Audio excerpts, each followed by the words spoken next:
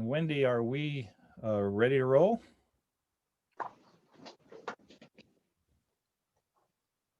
Yes, I believe we All are. right. Well, good evening, everybody. Welcome.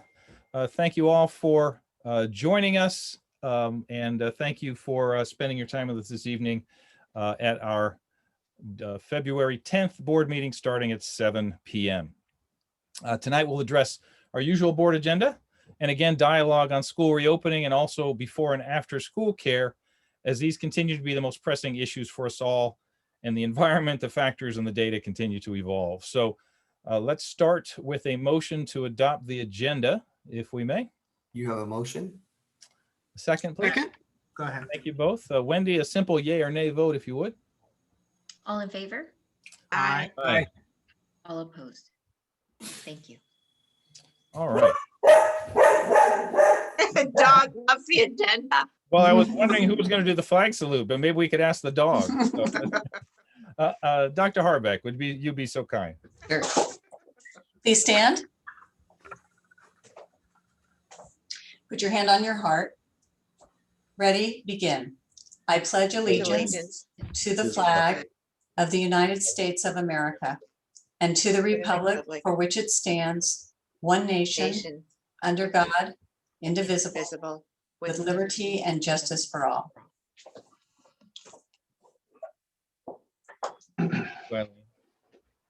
We will turn now to public comments, but before we do, again, want to share your thoughts views that were shared. Thank you again to everybody who contributed. We did have a number of comments this week, basically around three themes. Many comments about the consideration to reopen schools. In one case, noting that in some cases it was suggested, research says it can safely be done, that there's severe learning loss, concerns of social emotional learning issues, and other districts have locally that other districts have opened. There are also comments from others about reopening to ensure we're hearing from all stakeholders and not to rush without valid reasons. And finally, regardless of pro or con, a third position was, please be more clear in your communication. So just FYI for everybody, we do have these on the YouTube channel and our website, and I believe we're making efforts to also post even simpler moving forward about our plans. Wendy, the public comments, please. Thank you. We have 5 public comments this evening. 3 of them wish for me to read, and I have 2 people who we will move over so they can read their own comments. First comment I have is from Darcy Nuri. Dear Weisburn board members and Dr. Silvers, I'm writing you as a parent of a 2nd grader at Anza Elementary and an educator in the Redondo Beach Unified School District, whose TK to 2nd grade students began a hybrid program on February 1st. I believe full-time distance learning is a major disservice to all learners, but especially our youngest learners. My daughter is struggling with this learning model, and nearly every day I hear about how she hates school. While I'm appreciative of the extra time offered in the afternoon that began on February 1st for targeted math and language arts help, I believe there is nothing like the in-person attention that can only come from being on the school campus. I'm concerned that keeping Weisburn schools closed could be negatively affecting our students' mental health. I know that it is affecting our daughter and her need for socialization with peers, even if it is with the mask on. I have seen firsthand how joyful my students are upon returning to school 2 to 3 days a week in their cohorts. Did I have anxiety about returning to in-person school? Yes. Do I wish I was already vaccinated? Yes. Do I feel like hybrid school is worth it? Yes, because I became an educator to do whatever it takes to give my students the best chance at success. Full-time distance learning through the end of this 2020-21 school year would be an incredible detriment when nearly every other school district in the area, El Segundo, Manhattan Beach, Redondo Beach, Hermosa Beach, Torrance, has already begun a hybrid cohort model. Weisburn should consider offering our families a choice to participate in small cohorts or to continue the full-time distance learning model. Weisburn students need to have the same educational opportunities as their peers from surrounding districts. Thank you for your consideration, Darcy and Jason Nuri. If we could slide over Kelly. Kelly, go ahead. Good evening. At the January 14th board meeting, I was proud and relieved when Weisburn adopted a set of metrics to guide when it would be safe to take advantage of our K-2 waiver and return to school in person. According to these metrics, it was announced that the earliest TK students could do so was after spring break. So teachers worked to strengthen our distance learning programs and began preparing materials to carry us through spring break. Many of us signed up for vaccination notifications and began waiting for our turn. On January 28th, when I heard the presentation of the California Department of Public Health's new reopening guidelines, then saw the proposed timeline and heard the announcement that we could be returning in person grades TK through 6 in a month, I was slightly alarmed. I took a deep breath and did some research. I read the cornerstone of the health department's new guidance, a Harvard paper reviewing this data on safety of in-person instruction during the pandemic. One of the first topics covered in this paper is the importance of building trust in the community with clear communication. So I thought for sure that on January 29th, there would be bold-faced announcements of new health department guidelines mean we might go back to school in a month all over the place, or at least a district meeting to share these very important changes and what they could mean for us. But neither of those things happened. Last week, teachers did get a PDF of the revised health department guidelines with no hints about what we should read. At our 30-minute meeting with Dr. Silvers yesterday, it seemed like a lot of teachers were not yet aware of these changes or what their implications were. Parents received an email inviting them to look at the recording of the January 28th board meeting and look at the slideshow, but the discovery of these potentially revolutionary changes were left up to the reader. We need transparency. We need clear communication across multiple channels. We need clear, strong, positive leadership. There are a lot of good things in the new health department guidance, like fully funded COVID testing for teachers and students. There are also a lot of questions, concerns, and things that have to be decided and implemented if we are to return to in-person hybrid instruction safely. Just because the number of COVID cases in LA County may come down to 25 per 100,000 soon, we do not have to jump into something we are not yet prepared for. Let us plan openly, honestly, with full transparency and clear communication so that we do not stress out our stakeholders any more than is necessary, and so that when we are able to return in person, everyone feels confident and safe. And I know that's in the forefront of all of your minds, but I feel this rush and this uncomfortable flurry, and I'm hearing a lot of we're going tos and maybes. We need to be sure we have clear, positive announcements of well thought out, ready to be implemented tomorrow plans. That is going to do a lot to build trust in our community as we continue on this unprecedented historic journey safely together. Thank you. Thanks, Kelly. The next speaker I have is Michelle Legaspi.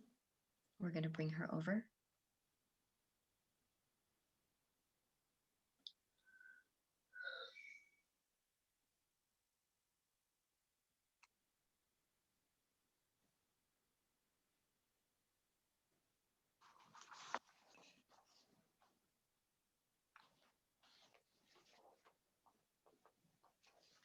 Hi, how are you?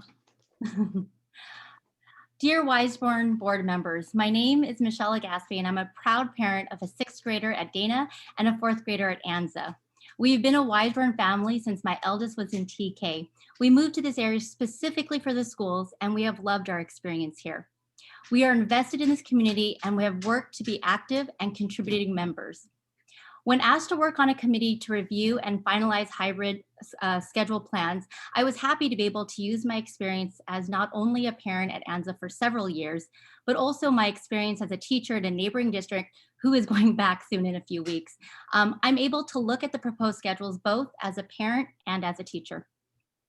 At the planning meeting, the teachers presented a schedule that was created through the lens of meeting their students' instructional and social emotional needs. The parents serving on this team were able to ask clarifying questions and were provided reasoning for any aspects of the schedule. We worked together to understand the schedule and came to the conclusion that this schedule would serve our students the best as we move forward into in-person instruction. I'm writing to you today to show my appreciation of the care and the thought that the district has put into making sure that parents have a voice in this process. Our group was very well balanced with representatives of most, if not all, stakeholders. We understand that one schedule will not fit everyone's needs or comfort level, but providing a choice to families to participate in in-person instruction is the right thing to do. Thank you. Thanks, Michelle. Okay, the next one I have is Christine Hall. Dear Dr. Silvers, members of the board, fellow parents, our children are suffering physically, emotionally, and mentally, and we must put our children first. Our children are being completely robbed of their education, while children in other states and countries who will ultimately be their competitors have been safely brought back for on-campus learning for some time now. On February 3rd, 2021, Dr. Rochelle Walensky, Director of the U.S. Center of Disease Control and Prevention, stated, there is increasing data to suggest that schools can safely reopen and that safe reopening does not suggest that teachers need to be vaccinated. Later adding, vaccination of teachers is not a prerequisite for the safe reopening of schools. Dr. Anthony Fauci previously stated on January 28, 2021, I would back the CDC recommendations because that is really based on data. We need to try and get children back in school. Why are we refuting science? The CDC, several of America's top health experts, and the Biden administration are all in agreement. It's time to get our children back to class. Tell me why first responders, medical personnel, delivery drivers, and retail clerks have continued to work through this pandemic and are currently still working. Tell me why it's acceptable for people to walk the mall all day. Tell me, how is it any of that safer than my child being in class with pre-established safeguards? There is simply no substitute for in-person, in-school education. I urge this board to give the option to students and staff to return for all in-class learning. Christine Hall. And the last one, good evening, Board President Goldman, Vice President Martinez, and distinguished board members. My name is Margie Espinoza, and I am the Labor Relations Representative with the California School Employees Association, CSEA, representing the essential workers of Weisburn Chapter 486.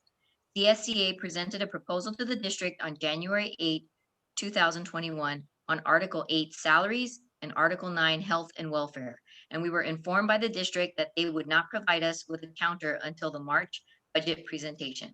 We, CSEA and the chapter negotiations team, have researched the budget and we feel our proposal is fair and should be considered. This proposal would provide a much needed salary increase and a bump in the health and welfare cap. Your employees and my members are the essential workers who have reported to work every day and have continued to show their commitment to the students, community, and staff of the Weisburn Unified School District. Respectfully, Margie Espinoza. And that's it for public comments. Thank you, Wendy. Thank you to all of our contributors. We appreciate you, we hear you, and we are listening. Thank you. I believe now, Dr. Silvers, we have a guest and a special presentation. I'll turn it to you to introduce her to us and welcome this now.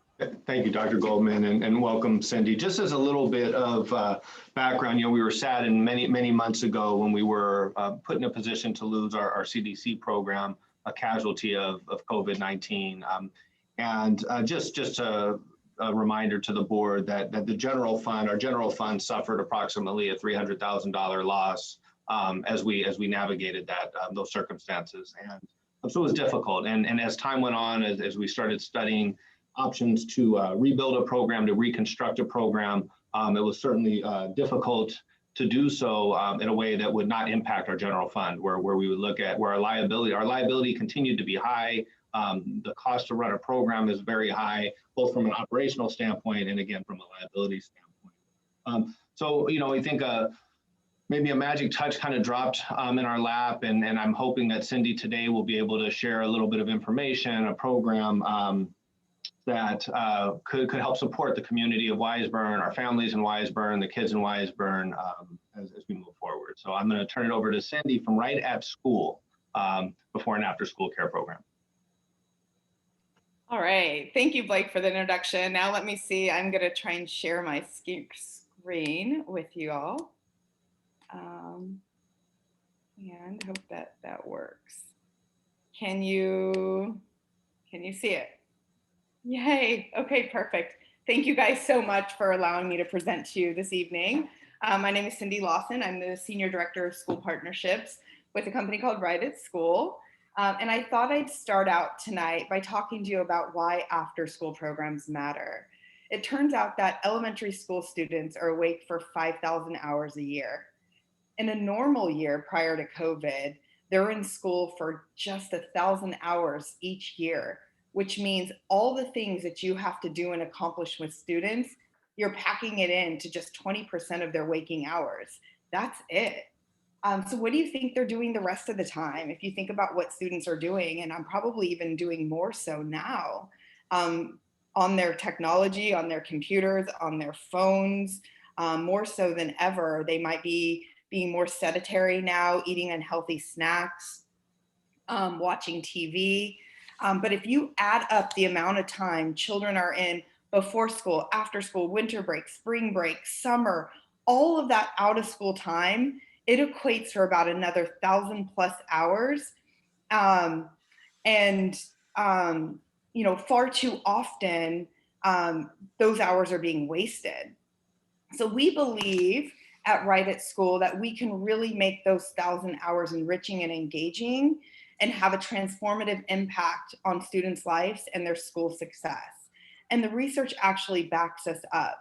So research shows that students who are in a high quality before and after school program will see the following things: better academic performance, better mindset, better behavior and health, and most importantly, decreased achievement gaps. If we get students at preschool K age and have them through 6th, 7th grade, you will see that achievement gap close. And so that's kind of how Right at School became of existence in 2010. Dr. Mark Rothschild, he actually walked into his child's program and saw her eating Doritos and watching a movie and having his doctorate in education. He just knew he could do better. So he started Right at School, and since then we now service over 30,000 students daily in over 400+ schools and over 75+ school districts across the country. In case you're wondering, our California partners include Palo Alto, Arcadia, San Marino, Mountain View, Weisburn, and Menifee. Our mission at Right at School is to inspire love of learning, support schools, and give parents peace of mind. And something that we're really proud of is we were recently named the official after-school provider for AASA. That's the National School Superintendents Association. So they gave us their endorsement. So it's something that, we're really proud of. And so now I'm going to talk to you a little bit about one of our partnerships in Arcadia. We've been there for over 5.5 years. This is the superintendent, David, and his 2 twins are in our program. So not only did he bring us on prior to his kids were still very young when he had brought us into his district, and now not only is from an administrator does he get to work with as a partner, but he's also a parent. So that's him and his 2 kids with our local area manager, Wendy, in that photo. You can see in Arcadia, we are servicing over 800 students. We've had about a 30% increase in enrollment over the first 3 years, and it's probably more been like an 8% the last 2 years. And one of the most exciting statistics is that we've had a 96% retention rate in our Arcadia community. Here's just a few parent quotes. So you can see here that what the parents have said about our staff being friendly, welcoming, that they're professional, they promote positive learning, that they have gratitude for our team and our care team. So just a few quotes that you can see from parents. We have hundreds of them, but we just wanted to highlight a few. Another thing is that we're really proud of is our Net Promoter Score. And I guess I'm going to get through this and not ask questions, but if any of you are familiar with Net Promoter Scores, okay, I see a few nods. So what a Net Promoter Score is, basically anything above a 0 is considered good, above a 50 is considered excellent, and above a 70 is considered world-class. And you can see how Right at School is ranked in comparison to Apple, which is 47, Google's at 11, and Target is at 43. We're at a 66 in California, we're at a 73. Arcadia is at 69, Menifee is at a 96, the highest in the country, and Mountain View is at a 59. So that's something that we're really proud of. Basically, we're here to be a solution for you for whatever school looks like in this coming year or next coming year. We've been doing it and providing care since last March. I mean, we have not stopped providing care. We started with running essential personnel camps, And then we started running distance learning camps through the end of last school year, during the summer and the beginning of this school year. We also have schools that have already transitioned into hybrid. They've been for months now. And we have some schools that actually are all back to traditional. Believe it or not, they're back to school. So we have a schedule for whatever scenario you go back to, and we're here to support the school day with whatever you need. This is what a full day schedule would look like in our distance learning camps. Again, if you transition into a hybrid, this would probably have a few days of distance learning, right? The kids would have a few days of distance learning, maybe a few days of before and after school care. So obviously safety is first. Children are going to be dropped off, come in. We're going to have kind of town halls where we talk about the day, get them excited about what's going on, get them prepared, ready to learn, do maybe a group activity before they get down and start doing some of their computer work. So then they do their distance learning stations, and then we'll have some activities and fun games and thematic units planned for them on the time that they're not in front of their computers doing that. And then there's lunch, and then obviously an afternoon session. So that's kind of what it looks like when it comes. We do ask that children come to our programs with their tablets and laptops, headphones, and whatever specific school supplies that they might have. And then we also will provide an AM and a PM snack. But parents will need to bring a peanut-free lunch on the distance learning days. We understand that health and safety is really important. We've been practicing and following all CDC guidelines with doing wellness checks. Staff and children get daily temperature checks and self-assessments for any symptoms. Proper hygiene, hand washing for 20 seconds several times throughout the day. Physical distancing, we are doing our best to group children by ages, and those children will stay in the same cohorts throughout the day.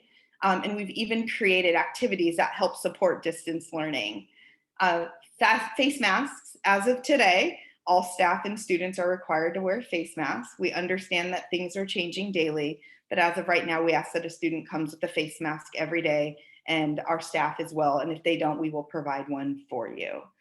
Children will have their own personal supplies and art kits because we don't want them touching everybody else's supplies. So they'll have their own personal supplies. And as I mentioned, we follow all CDC sanitation guidelines and have increased our sanitation practices.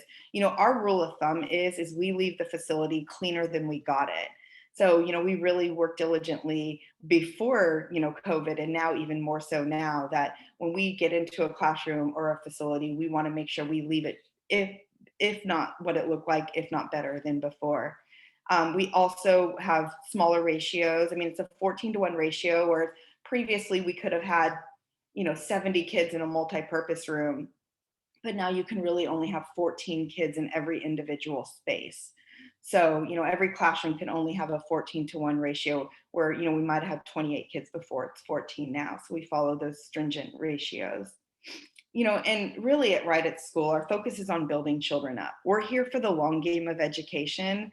So just like you, everything we do is about empowering students with attributes that we know as educators will continue to unfold throughout their lives. And people might say, well, how do you do that? You know, we know the last thing a child wants to hear at 3 p.m. is, who wants to learn some more, right? No, kids are like, no, we want to have fun. So each year, students get to enjoy fresh new curriculum that's been written by our curriculum experts who were former teachers and administrators. You know, we want to maximize those 1,000 hours that we have with children. So we've designed our activities to be super fun and totally engaging, all while disguising the learning, right? That's the biggest thing, is we want to make sure that the learning is disguised and kids don't realize that they are actually learning. So you see all of these units. And in this example, you'll see that students are learning about Roman aqueducts, and they're applying their design thinking as they build and test their design build out of recyclables. You know, we want children to engage in hands-on activities. They just think they're having fun, but what they really don't know is there's actually a ton of learning happening all throughout the day. That's why we call it disguised learning. Each one of the units that you saw in the previous guide has a curriculum guide. So it's a guide for success, you know, for every educator. It walks them through the day, walks them through the activities, all the objectives, all the learnings, all the follow-up conversations. We even have created tons of curriculum guides on social distance friendly games. So we have a bunch of curriculum on social distancing now as well. All of our curriculum is multi-sensory, multi-intelligence, and engages students in hands-on fun.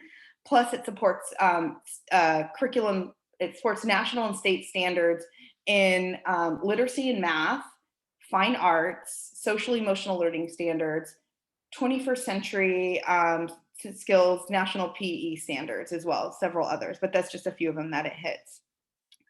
You know, one of the other things that that we do, it's more of as a give back, is oftentimes you have your PTAs or your principals managing these 1 hour elective classes, right? These enrichment classes, whether it be karate, STEM, cooking, dance, foreign language. We've had girl power yoga. We've had the spectrum. We have over 100 activities, these 1 hour electives. It could be 1 day a week, 2 days a week. And oftentimes a PTA or the principals are managing that. We, as a give back, since we're already there and have the staff, would help manage those and facilitate those for the district as well. We would collect all the fees. We would hire all the people to manage these programs. We would make sure that they are high quality. And so it's different than ours. So parents would pay us directly for them as well. And we would pay the district for the cost if they need it to pay for a classroom or whatever that is, whatever that looks like. So we know, obviously, that things might be different this school year and next school year, and we want to make sure that we are being as flexible as possible for the district and the community and the families. And so, you know, we have rates that are 1 day, 2 day, 3 day, 4 day, and 5 days. Families can come any of those variety of days. They can change their schedule every single month. So this month they might need 2 days. Next month they might need 3 days. You know, next month they might not need care at all because they're going on a camp, or there's a specialty camp that they're doing. So we want to be as flexible and agile as possible. We want to be able to provide discounts for families. So we have sibling discounts of 10%. District employees, anybody who works with the school district will get a district employee discount. And any families who qualify for free and reduced lunch get a 20% discount off their tuition as well. So we want to, and we also take third-party assistance or any subsidy or government assistance that families might receive. We're here any day you need us there. And at winter break, spring breaks, non-school days, early release, whatever you need us, we will be there. So we'll run summer camps. I think we recognize 5 national holidays. Other than that, we're there if you allow us to. And like I said, we will support any program that you bring on, whether it's distance learning, hybrid, or traditional. All right. All right, so now I get to talk about our people, because, you know, we really are nothing without our people. Our people are everything. And so we know it's important to have great educators, and we hire all of our staff locally from your community, you know, really from 3 main sources. First and foremost are current employees. Your current employees are who the people that we want to have first. They get to interview first, they get to apply first. So if they've been in your district and we're currently running the program, we want them. We want them, the families know them, the children know them, and we know how important that continuity of care is. So in Arcadia, when we had transitioned their program, we had a 96% retention rate from their previous employers who ran their childcare to working with Right at School. So a few of them retired, and that's why our numbers weren't even higher. We also like to hire a lot of parapros, because we know that, you know, a lot of times they already know the students in the community. And sometimes, you know, they don't get the full benefits. And so, you know, because they're maxed out at maybe 30 hours, so they're looking for more hours. And, you know, we provide that training that they can also bring back into the classroom. And we also, anyone who works with us gets 100% of their childcare taken care of. So it's a nice give back, so they don't have to pay for their childcare. We also like to hire people who are going into education, who want to become teachers or theater majors or art majors, who want to come back and work in a classroom, because we know they're passionate about working with children. And if you think about what graduates struggle with coming out of college, is classroom management and curriculum delivery. And we give them both of those opportunities to develop in our program. We also like to hire a lot of retired educators, because we know teachers never retire. They say they're going to retire, but, you know, they get to come in, they get to put that hat back, they get to be not really frontal anymore. It's much more engaged. They get to be in an environment where they can just let loose and have fun with the children. And so we love to have them in our program. You know, and one of the things that we're happy to say is that we have the highest employee retention in the industry, you know, and we think that has a lot to do with our training model. So I'll talk a little bit about that. Once we hire the best people, we know we have to train them thoroughly, and we use our proprietary blended training model of both online and live training. These trainings include online assessments, in-person training, ongoing coaching and support, and continued professional development.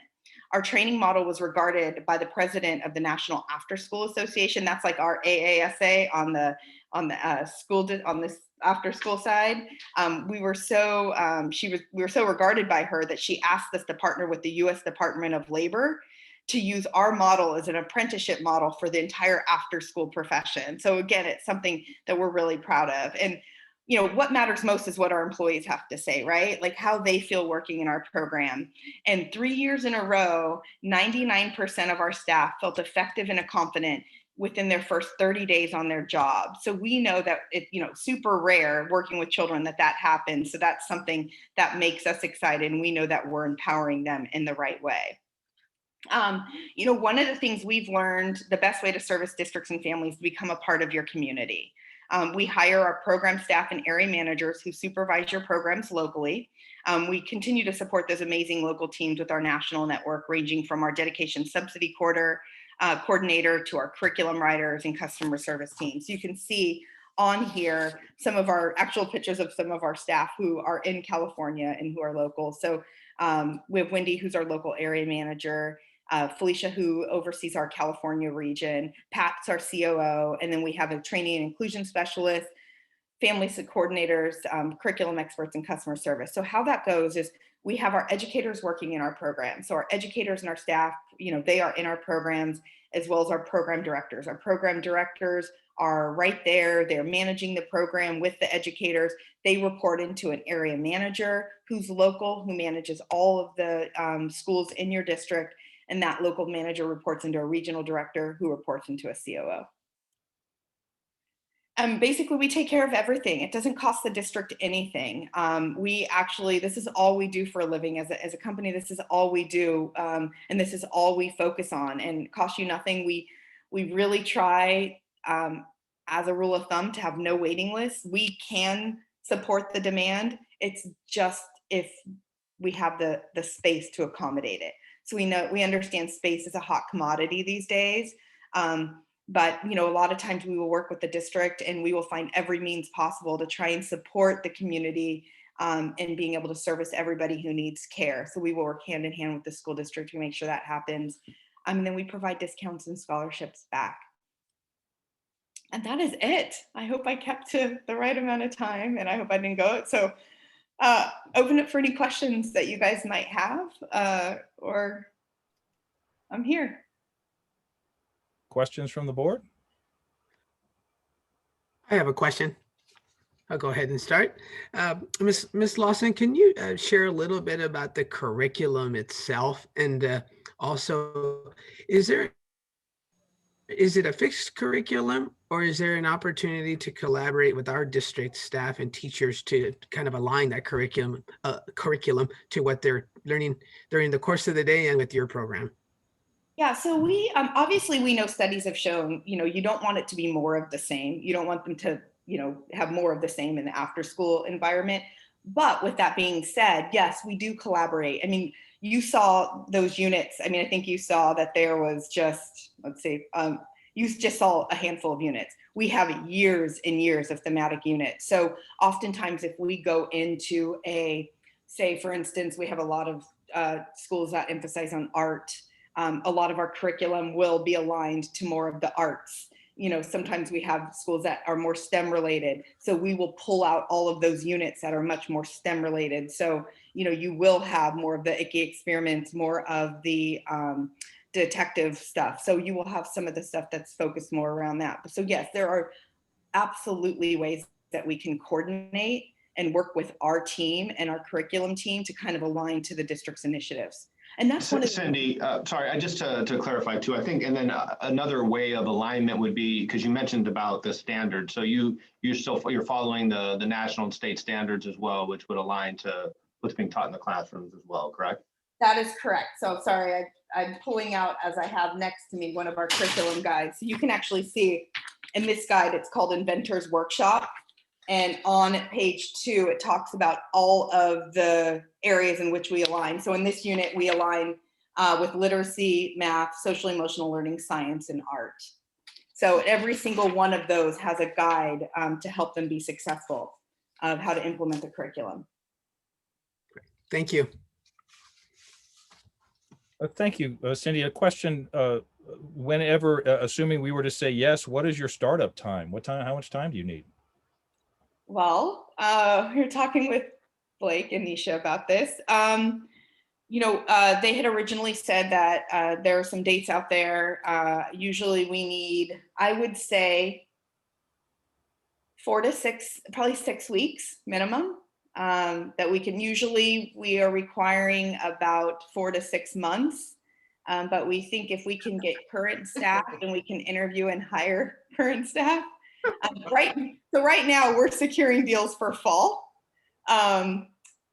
With it being 3 schools and not 19 schools, you know, we can start off, it might not be that we have everybody hired right when you go back, depending on when you go back. I'm not sure when that would be, but it could be that we can have, you know, 2 staff at each elementary school to start, and then you know, a week later we have 3 or 4, so we can ramp up as we need. But we have a pretty good footprint, and we have a great way of bringing employees in. So I think if we had a good 4 to 6 weeks right now, I think we could at least get something started.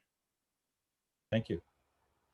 Cindy, I just want to say thanks for this briefing. I had a chance to see some of this material early on as we were investigating sort of your offerings and your company, and listening to you describe the advantages you could bring to Weisburn. And I just want to say that as a parent who worked the entire time that my children went to school, it is so important that the childcare opportunities that parents have are supportive and follow the continuum of learning and care that is offered at the school and at home. And I really appreciate that your program would do that, and that it is dedicated to the students and the faculty, you know, the staff that you have, as well as the parents and the community.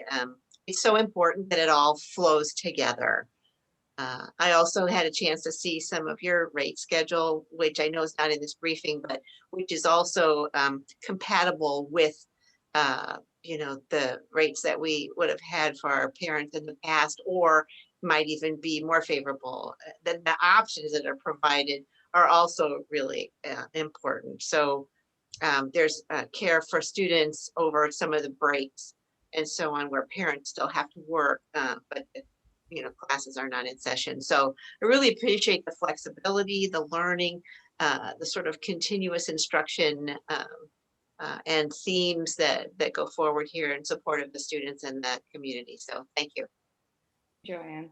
I also wanted to just take a moment and say thank you to Cindy as well. I also had the opportunity with Joanne to be a part of the meeting a few weeks ago, and certainly appreciated all the information that you shared with regards to the Right at School program.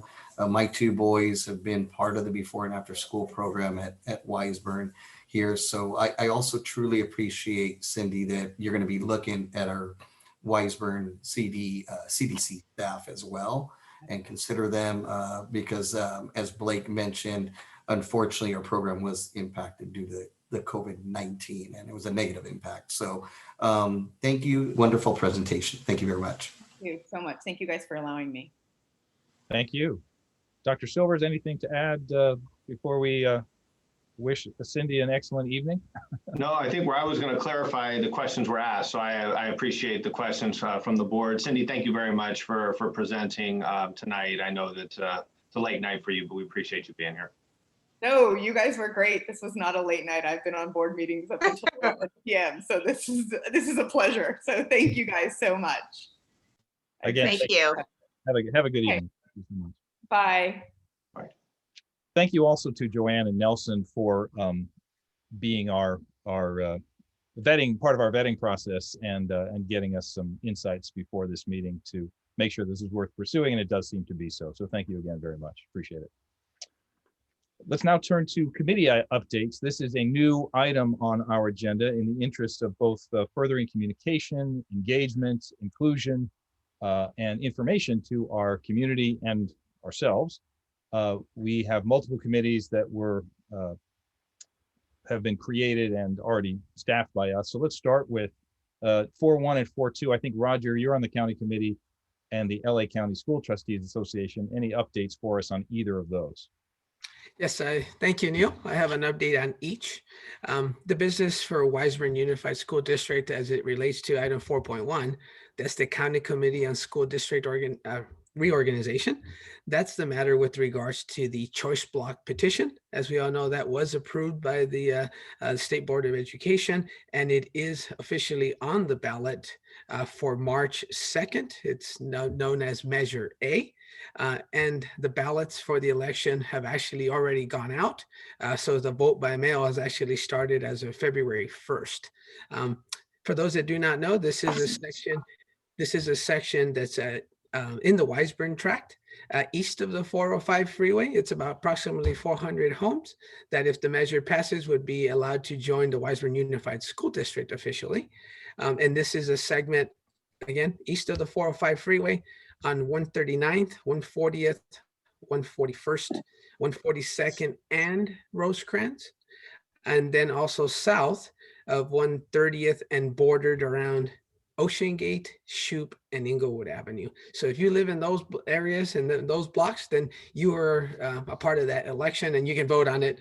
And no one else can vote on that portion of the election. And I'm sure, and there's a lot of information that is out there with regards to it. So if you live in that area, please take a look at that and do vote. Item 4.2, I'm going to move on to the Los Angeles County School Trustee Association. As the representative for Weisburn, I did attend the January 25th Zoom call. It was moderated by Miss Gloria Ramos, who's a CV trustee over at Centinela Valley. And for those that don't know, Laxta is actually comprised of all the school districts within LA County. There's approximately 80 school districts, and school board members and trustees are members of that association. So that event on the 25th was, again, moderated by Ms. Gloria Ramos. It was presented with a panel of Mr. Dennis Meyer by CSBA and Ms. Lizette Navarrete, which is from the California Community Colleges Chancellor's Office. And they both presented on the initial budget proposal from the governor's office, of which I won't go into the details of that because Mr. Dave Wilson, our very own CBO, already made an excellent presentation shortly after that was released. So thank you, Dave, for saving me that, that honor of presenting on that.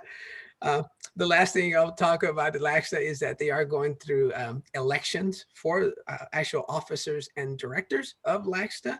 The ballots are out now, and the deadline to vote for trustees that would like to apply is March 1st. So I will be attending that meeting and also casting the Weisburn vote once the slate has been determined for that. And that's all I have.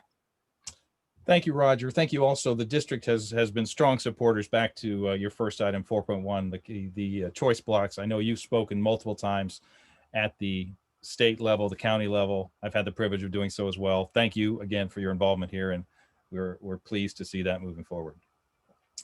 4.3 is the Weisburn Ed Foundation. That's mine. I am privileged to be involved in representing them here tonight. If you're not familiar with the Weisburn Ed Foundation, they basically have three goals serving all of our schools: raise funds, to supplement education, and to build our community. And there's a couple dates you should know about. First one I want to share with you, first of all, though, is the weisburnedfoundation.org. Weisburn Ed Foundation, weisburnedfoundation.org. Please write that down to learn more about them. They do some wonderful things for our kids, for our community. On February 12th, that's this Friday, that will be a teacher, I believe, planning day, and there'll be no school. It's a staff development day. So on the 12th, for K through 5 students and families, there will be a Science of Sports program moderated by Ms. Joanne Michael and Coach Lauren Shackstad. You can learn more about this. Probably the easiest way is that website, weisburnedfoundation.org. Starts at 9 a.m., should be an engaging and fun day. Also this year, they will be again having the Rock Around the Block on May 1st. This is a festival for music and arts that has been going for something like 18 years. And it's going to be virtual this year. They're still working out the details, but hold the date, May 1st, and should be a fun day that's both virtual, and they're also thinking about some things they can do to involve the community that's actually physical as well. So one thing I'm really proud about with WEF that they do is to involve and not compete with the PTAs, but work in tandem. Some really great people, Ann Tittle, Willis Chang, all the board. You're doing great work, and we encourage you to support them. They do some great things for our schools. More to come on that. Please check them out to learn there.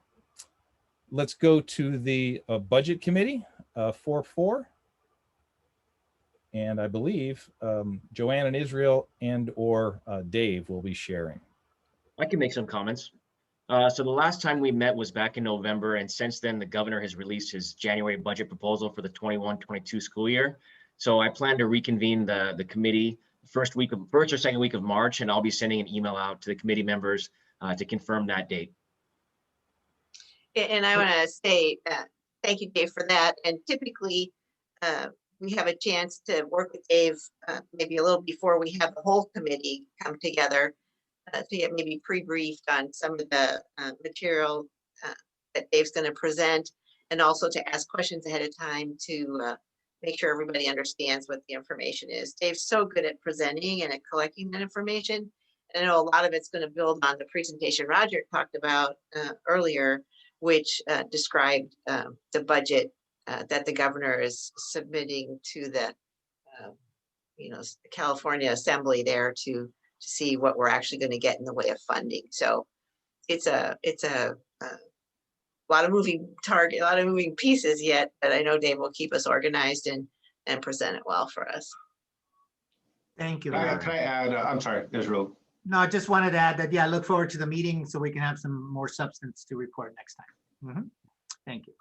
My question, and then maybe it's for Joanne and Israel, Dave. And sorry, Dave, I'm putting you on the spot here. I know I said first or second week of March, but just looking at the calendar and knowing March 15th, the second interim, would it be more helpful if we already had the second interim report before we met, which would just be a couple weeks later? So I'm just putting that out there. I mean, we could send emails out maybe and kind of get dates together, but it might be beneficial to have that that document done too, so we could review that.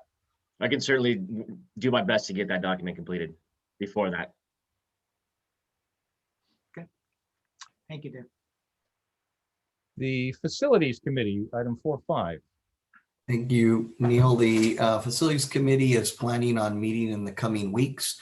So we expect to have a report out probably in the March board meeting. Not sure whether that would be the first or second board meeting in March, but we'll determine that. So nothing to report today. Thank you. Recreation Community Committee, 4.6. I think that's me again, and I'm going to turn it over. I think that's me again, and I'm going to turn it over to Blake, who has a quick update with regards to Weisburn Little League. Well, thank you, Nelson. So yeah, I had a chance to, and I want to thank Rob Mafucci from Weisburn Little League. I had a chance to have a conversation with Rob. I don't remember the day, it seems like Groundhog's Day, but it was recently. And, part of the conversation that we had was, really philosophical to one degree, which is, making sure or asking and discussing the opportunity for the district to maybe reopen the gates to our playgrounds to provide opportunities for kids to get out and play, in this case, play organized baseball. And obviously, Rob and his team are very familiar with the LA Department of Public Health guidelines related to youth sports, are very specific guidelines related to youth sports. And I think our conversation, was really fruitful about how diligent they've been in planning for a return to baseball. So for kids. And so I'd like to maybe either continue this discussion next time and or be able to ask the board what your thoughts are on maybe being able to open, the Dana Field, the Burnett, the 138, field, connected field there, Cabrillo's Field, et cetera, for Little League activities, I guess, not games or competitions yet. Those are still off limits as per the guidelines, but there are activities that can happen safely and are happening as far as Little League goes. So anyway, just wanted to share that as an update, certainly in support of this, if it was something the board was okay with us beginning to communicate and to work out. Dr. You Silver. may be premature to bring this up, but I know in the past when we've had the far distant past, it feels like a long time ago that we had kids on the field playing soccer and baseball and so on. The leagues were really good about plans for trash pickup and plans for keeping the fields groomed and so on. And I only bring that up now because I know our staff is going to be so busy keeping the schools, implementing the cleanliness plans for coming back to school when we're able to do that. So to make sure the leagues also understand that we really look to them to support our sort of cleanliness goals, and as we do open up the fields again, so that our own staff can focus on the schools, and that sort of important safety program that we have for the classrooms. All right, thank you. And Dr. Silvers, forgive me for clarifying. You probably said this clear and I missed it. Were you asking for our approval at this time, or is that something you're going to bring back to us? No, I'm going to bring back to you. I think second week of April was the date that Rob wanted to felt confident. I'll want to communicate with him, but I just kind of wanted to get an overall get overall sense from the board in the next couple of weeks, maybe by our next board meeting, as to sort of the temperature on that. I want to put it on the table so we can continue the discussion. We will be receiving from Rob his the submission of the facilities use agreement. So that's something we'll look through, and then the related protocols and such related to safety. So I could bring that back. Terrific, thank you. And the last item of committee updates is the Zv Articulation Committee, which we absolutely have to rename because that's confusing to everybody, even us. Perhaps Strategic Partnership Committee might be a better name. And this is progressing. This is a kind of an exciting idea that came about from our desire to better integrate our curriculum and our pathways and our relationship moving forward to strategically connect and build for the future together with Da Vinci. Those conversations have started. What's going to be happening is we have two representatives, Joanne Caneda and myself. And as of today, Dr. Brand, the president of the Da Vinci board, shared with us that Joe Weber and Jennifer Morgan, their two board members, will represent on their committee. And the purpose of this committee will not only to be strategic partners aligning and moving forward, but also collectively to create our joint board agendas and just ensure we have increasingly positive, effective communication moving forward. So excited about that. And that's where we are at this moment. Any questions, comments on any committees? All right, moving on. From the board, let's go to our Vice President, Nelson Martinez. Thank you, Neil. I'll keep it kind of short and sweet and focus on really on the hottest topic, and that is really the unfortunately the COVID-19 pandemic that we're dealing with, and hearing the public comments again this evening with regards to the concerns that teachers have, the concerns that parents have. And less than 2 weeks ago, we thought that we would be vaccinating teachers. So it's very disappointing to hear that is going to take much longer. And so we're in a very difficult situation, trying to obviously ensure the safety of our staff, and at the same time, also the concerns right now that American Pediatrics came out with a report with regards to mental health and then just the negative effect on students, and we're obviously hearing some of that those stories now here at home in Weisburn. So what I would like to propose, we have started preparing for this moment, the Weisburn RAP committee for considering reopening. And it's been a collaborative effort, really, with not only Neil, you're on it, and myself, and certain administration and teachers and parents and just community members and stakeholders.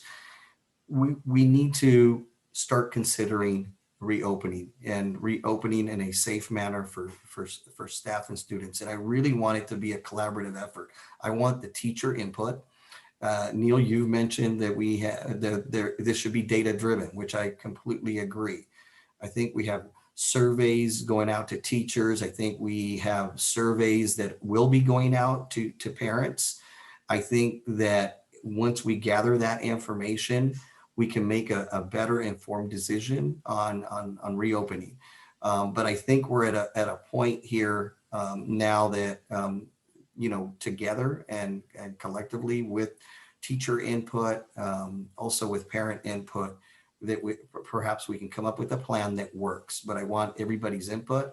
And I certainly think that we just need to start working towards that goal. Because I think that there are issues on both ends of the spectrum, and we need to balance that out and make a decision that's in the best interests of students with the priority of safety for all. And I think that's the only, I don't think I have anything further to add. I'm sure Blake is going to speak more about this subject. Thank you, Nelson. Mr. Mora. You're on mute, Israel.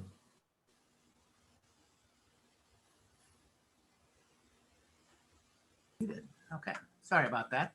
I think Mr. Martinez said it very well. That is the hot issue, and his approach is correct. We're going to be very thoughtful. We understand how important it is to get the kids back in school, but we also have to be very conscious of the teachers, administrators, custodians, everyone else who we have to make sure are as safe as possible. So there'll be a lot of thought into this and a lot of time, and we will promise that we will do the best we can to make the best decision for the community. Thank you. Thank you, Mr. Mora. Ms. Canetta. Yeah, good evening, everyone. Obviously, Nelson and Israel said the right things, and that's where our hearts are, and that's where our minds are, to bring our community, students, faculty, parents, everybody back to school. That's one of the reasons we're trying to initiate an option for before and after school care to support the back to school opportunities we want to offer. I think it's important to consider that safety has many definitions.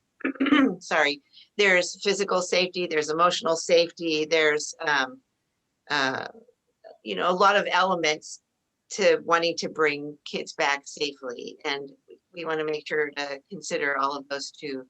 I know Ms. Schumacher requested with a lot of fervor, which I totally respect, that we communicate what our plans are. I hope to think we're doing that.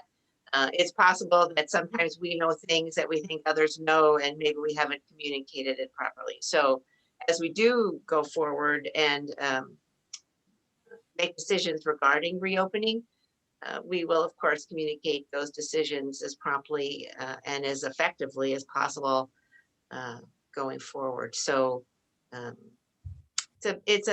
we're all in this together, and we're trying to make decisions that work and that are safe and appropriate. So appreciate everybody's input and concern.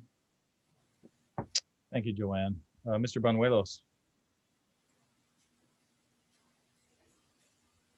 Thank you, Dr. Goldman. I'm looking forward to our continued conversations with regards to the possibility of school reopening.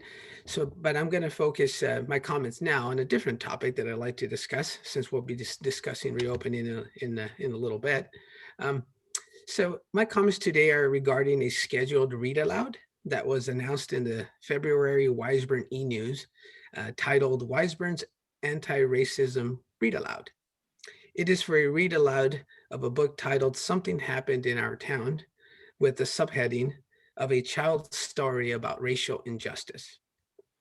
Before I comment on some of the content of the book, I would like to state that this is not a book that has been approved by the Weisburn Unified School District Board, nor did I have any knowledge that this read-aloud was to occur prior to seeing it in the Weisburn e-news and receiving some parent comments.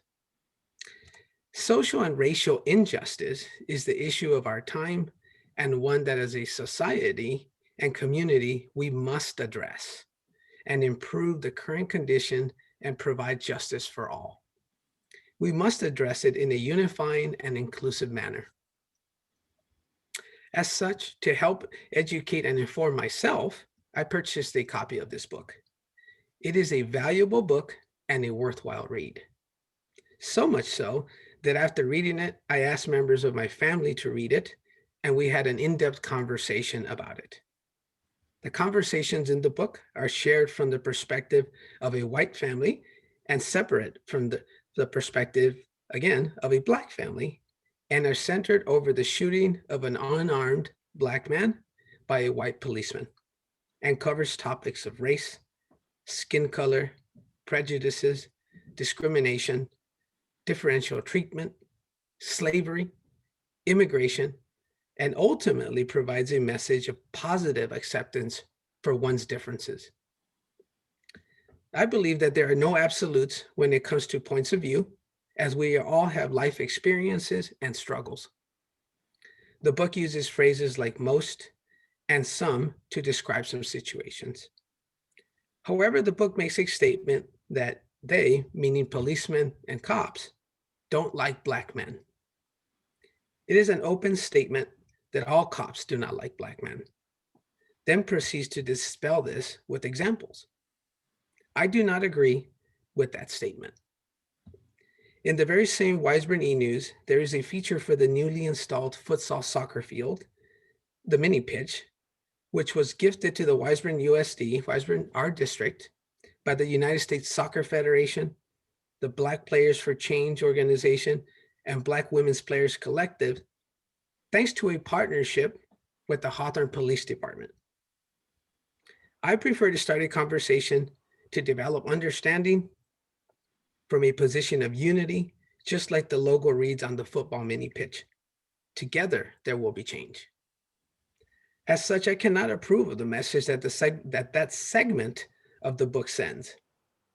The Hawthorne Police Department, Chief Ishii, has come before our board on 2 occasions to support the futsal project in a positive spirit of cooperation to build community, awareness, and togetherness. I feel this segment of the book would undermine what we have already developed. As such, I would like for staff to present alternative books to this board for consideration and pre-approval that may develop these conversations. This book has already started a very dynamic dialogue between us, and the questions moving forward is how to proceed to address the topic with parents and subsequently students.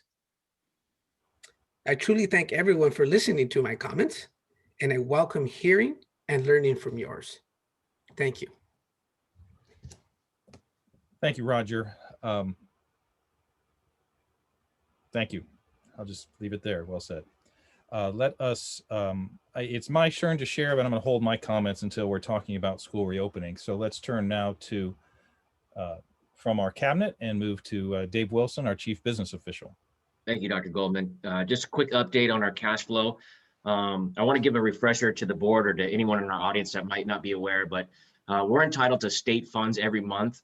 And in order to help the state budget out, the governor deferred our monthly payments beginning this month, the end of February through June, deferring them to next year, in partial or in whole, depending on what month you're looking at. So in order to mitigate our cash flow needs, we had to go out and borrow what's called a trans or a tax revenue anticipation note. Successfully closed that transaction a couple days ago, borrowing $5 million for a minimal cost of $22,000. And it will be paid back starting, I believe it's starting in July through November. When we talked about this a few months ago, the estimated interest rate was 0.17 to 0.18. The final closing interest rate we're going to pay is 0.11. So did better than previously expected. So very happy to have the funds coming in on the 17th, and that will mitigate any cash flow needs that we have. That's all I have. Thank you, Dave. And Excellent, David. Thank you. Yeah, thanks a lot. that trans is a lot of work. And just again, for everybody out there, this is extremely normal. It was put to us because of the governor holding the funds, and virtually every district in the area is having to do this. Let's go to our Director of Psychological Services, Peggy Mazzarella. Good evening, everyone. Hi there. I don't have anything significant, any new initiatives to share, but I would just like to continue to say that the staff, the special education staff, as are all the staff, the special education staff are working really hard to get caught up on assessments and are working to schedule to get students back in for small cohorts and individualized services. So that's a lot of work right there. Thank you. All right. Thank you, Peggy. Our Assistant Superintendent for Human Resources, Dr. Dugal. Good evening, everyone. First, want to start off by thanking Margie Espinoza and CSCA for their comment this afternoon or this evening and sharing their thoughts. We will be continuing to bargain in good faith and want to first acknowledge that, yes, we did receive their proposal on January 8th in terms of a salary increase. We're continuing to review our current budget as well as the governor's proposal that we received in January. So we are in the works of working on that. We really value our continued collaboration with CSCA and recognize our CSCA membership with much gratitude. So thank you for the continued work that you are doing on our school campuses with or without students present right now. So thank you. And Wendy, could you share, we have a special video about our CSCA employees as well.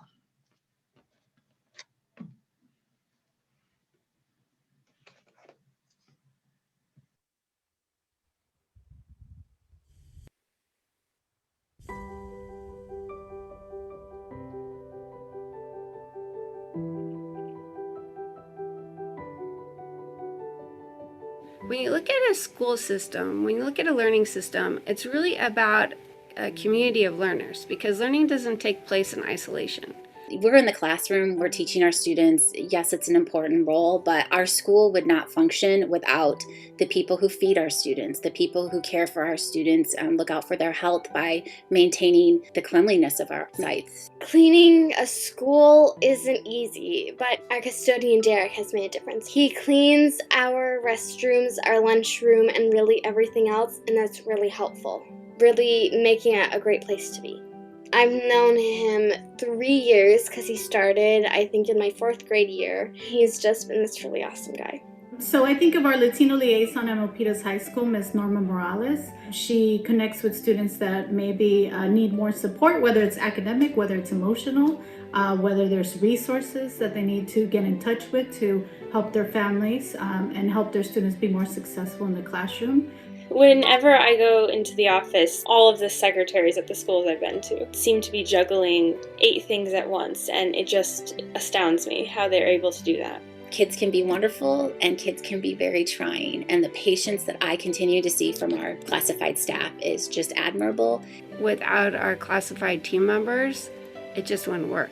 You know, I think that they're a dedicated group of people who, in their own way, they're also educators. You know, they support us in educating the kids. They treat the kids with such kindness and respect. I love my job because I love to help people. You know, when I first started, it was just a job.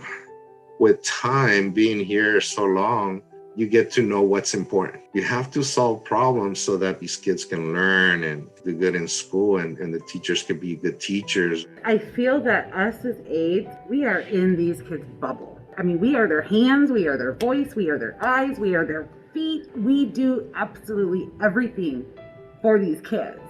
The biggest thing I tend to do as a para is listen. When we were on campus, I sat outside at lunchtime. I had my little table and my little groups would come and sit with me. And I think it's just, there's always kids that need that extra help. One of the classified employees that I would like to mention is Ms. Adams. She had made a substantial impact in my life, I'm going to be honest. You know, sometimes we do things because that's the way things have always been done. Our students sometimes need a different way. Prior to the pandemic, the unemployment rate for people with disabilities was double what it was for people without disabilities. So the whole point and the goal of programs like Workability and Transition Partnership Program are to close that gap. You know, I believe that there's an essential role. I believe there's a fundamental role in the life of a person where classified employees are the main arbiters of what it means to be an adult and serve as a gateway to adulthood. I see the freedom and the independence that it gives and really just being able to navigate employment once they leave us. And so I think we'd see an even higher unemployment rate if myself and others like me weren't doing this job. Had it not been for her help and encouragement, there will be a lot of hindrance of my growth as a me being an adult. It's most certainly changed my life. When we see them normally in library, they come right, Miss Becky, Miss Becky. And the parents tell you, oh my gosh, I can now take my kid out to a restaurant and he's not running around, he's learned to sit. I know how important the library is for these kids. If I had lots and lots of money, I would put an aide in every classroom because I think that teacher needs that. It's good if you have a para that stays with a child for a number of years because they can have that leg up and have that relationship with the students. My son sees reading staff that works with his teacher, and he absolutely loves that half hour that he has with Miss Natasha. We meet with her every Thursday, and she works with all the intermediate students that need help on reading.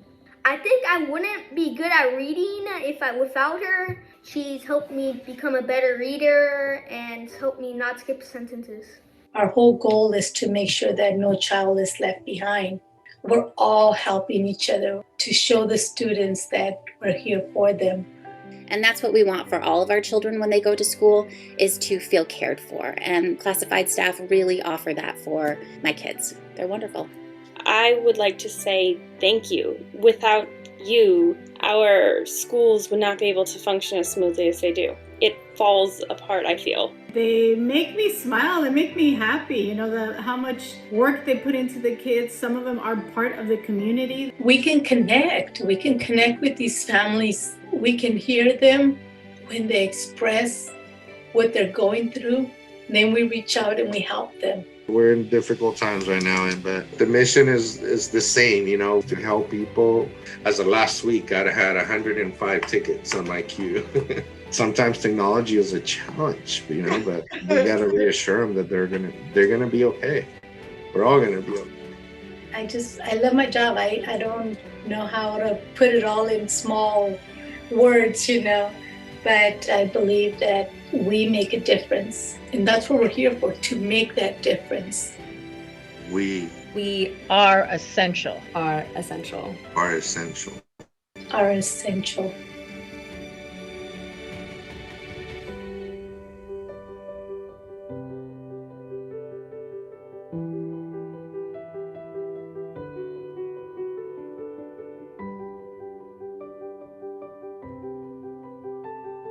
I'm essential. And I'm essential. We're essential.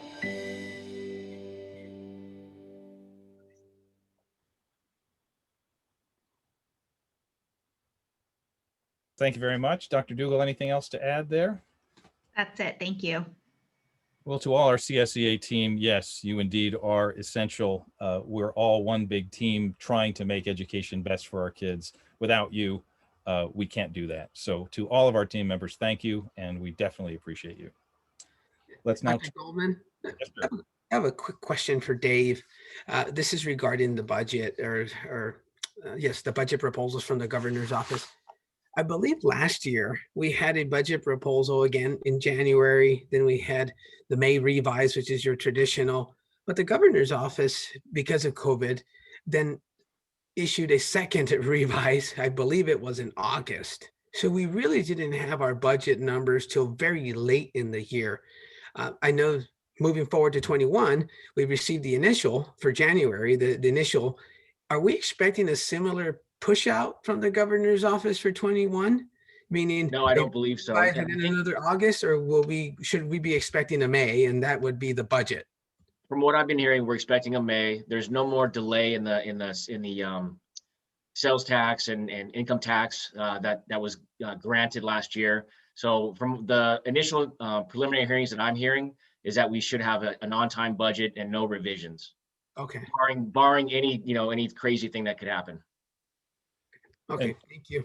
What about deferrals, Dave, just to close that loop? Deferrals are projected, or proposed, I should say, to be paid off next year, except for the June to July. So we would, right now, he's proposing to pay off the February through May of next year. And then the June to July deferral would still be in place. So 21, 22, we're still going to have deferrals. 1 month of deferral from our June apportionment paid in July. The legislature might push back on that. They're saying, while you have the opportunity to pay that wall of debt down in full, you should take advantage of it. Again, that's just the ongoing negotiations between the legislature and the governor. But at least they're saying, February through May deferrals are going away, or are proposed to go away. Stay tuned, right? All right. All right. Thank you very much. From our Assistant Superintendent of Educational Services, Dr. Harbeck. Thank you, Dr. Goldman. I wanted to share with the board tonight that this month we're beginning the process for developing a new local control and accountability plan. This is our LCAP for the Weisburn Unified School District. You'll remember the LCAP is a 3-year plan that describes our district's goals, actions, services, and expenditures, all in support of positive student outcomes. Because of the work that we completed last year in creating the new district pillars and assurances, we are in a very good position to now develop an LCAP that balances the needs of all of our stakeholders, including our educators, our parents, our guardians, and our students. The LCAP is reliant on input from all stakeholders. So between now and May, we have a series of meetings with PTAs, the LCAP committee, several groups, a student group at Dana, all set up. And we also have an LCAP survey out right now with parents and our employees, all employees. We're hoping to get more input. We have just over 200 responses now. It is going out again this week. I'm hoping to get more input. So I really want to promote this survey because we do use those results to inform our work on the LCAP and to make sure that we're meeting the needs of our families and our staff. The plan will come back to the school board in June for approval. We also have a public hearing in June. So more on that to come. And that is it for me tonight. Great. Thank you, Dr. Harbeck. Thank you. Dr. Silvers, our superintendent. We're going to skip you tonight. No, we're not. We're not. Take it away, sir. Thanks, Dr. Goldman. I have several things tonight, and so I'll try and keep it as brief as I can, but get to the points. First, I just want to share that I understand that when we make recommendations, that we make them in good faith, but that we also make them, we provide metrics, dates, logistics about returning to school or about anything, and that those recommendations are heard, they're listened to, and there's expectations around those recommendations. I shared, with the teachers yesterday that to the best of our ability, we understand that when we make these recommendations, that there is this expectation across the board, and even from the board, that we're able to meet the proposed recommendations, that we're able to follow these recommendations. But I do want to be clear with one thing, that we're living, as we all know, and I don't want to sort of beat it up, but also that we're living in these uncertain times with information that is changing so rapidly, either too fast or it's lagging. At times it's contradictory. We have very little luck in receiving consistent information from the state and from our local health officials. It's been a challenge.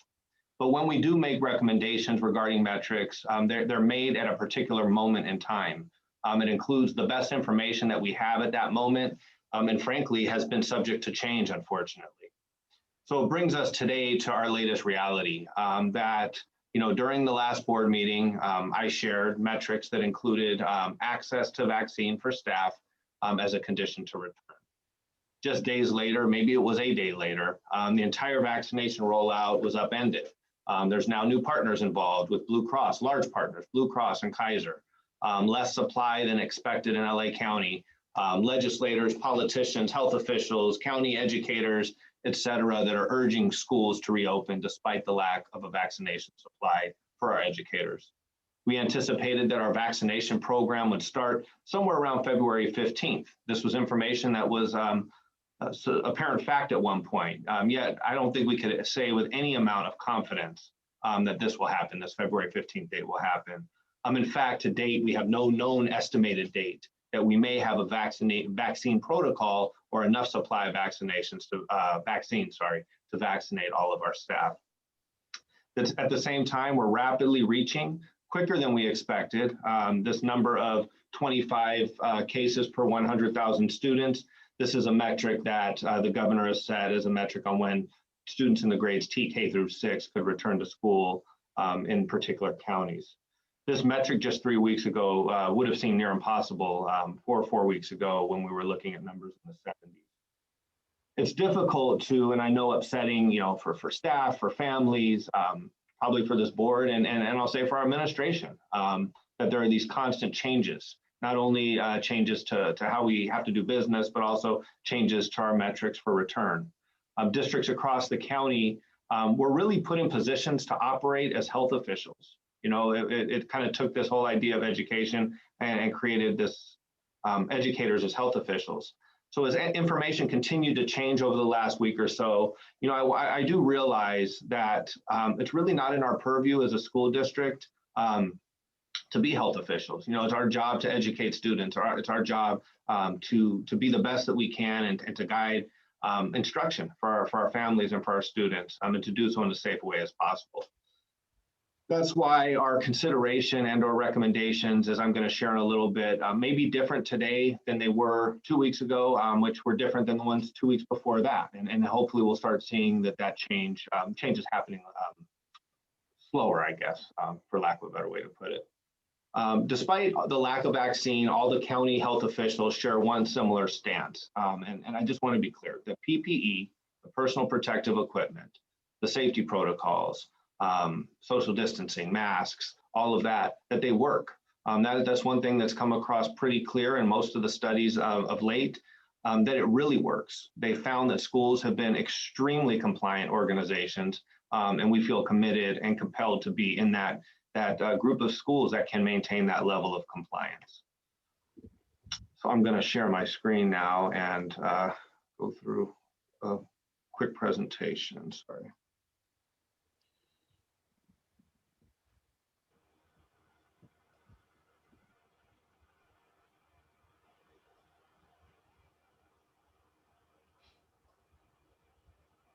Can you see my screen? Yep, okay. So I'm going to keep reiterating, I think Israel keeps reminding me to make sure I reiterate that when students return to school in Weisburn, families will have a choice to participate in the hybrid in-person program or whatever in-person program we have at that time, or continue to receive instruction virtually via a distance learning platform as feasible. And so today I'm going to talk about a COVID-19 update and school reopening. Really simple purpose today is to provide updates on a possible return to in-person learning for our general education students. I keep this slide in here, but just going through the tiers, I'm going to just skip through this because we've talked about it quite a bit over the last several weeks. It's on our website and it's on the county's website, but we are in the widespread tier here in the blueprint. So just last meeting I shared, this is what California looked like. We had positivity, we had COVID cases around 71.6, and then we had a 12.4 positivity rate at that time. So we fast forward to just 2 days ago, or to Wednesday, so just yesterday, you see a stark difference. Now we're looking at numbers at 33.1, and this is at the state level, not the county, 33.1 and a 8.5% positivity rate, just really a half a percentage rate of what we would need to be under. We need it to be under 8% to fall into that substantial or that red tier. Both metrics need to meet that, but we're getting closer, at least in one of the metrics, to be closer to that red tier. And as you notice here, and I'm not going to go back, I'll just share that the ICU availability, I should have pointed that out, was 0. And now we're starting to see it's been incrementally climbing over the last couple of weeks, and now we're at an ICU capacity of 3.6, or availability of 13.6, sorry. And then looking directly at Los Angeles County, again, want to compare last time to this time, we saw an adjusted case rate. Here I'm looking at this second line in the red box of 48.2 per 100,000, and then a positivity rate of 13.9. So again, a 7-day average. Yesterday, we saw a bit of a change. We saw, again, our numbers going down. I'm looking again at the second line, or the second metric here under in the red box. 31.7 is our new per 100,000 residents adjusted case rate, and a 9.5% positivity rate. So definitely seeing numbers continuing to drop pretty exponentially in the state and in our county. And so I took out all of the other graphics because I just want to show the facts here, and just so we could see it more from a graphic from the image here. The blue is our adjusted case rate, and this is up to date as of yesterday's release of data. So again, we did see this major spike that lasted well through November and into December. We saw a little bit of a flattening out as we entered into January, And then we had that stay-at-home order and the request from the county to keep all schools closed. And since then, we've seen this pretty dramatic decrease in COVID cases in Los Angeles County.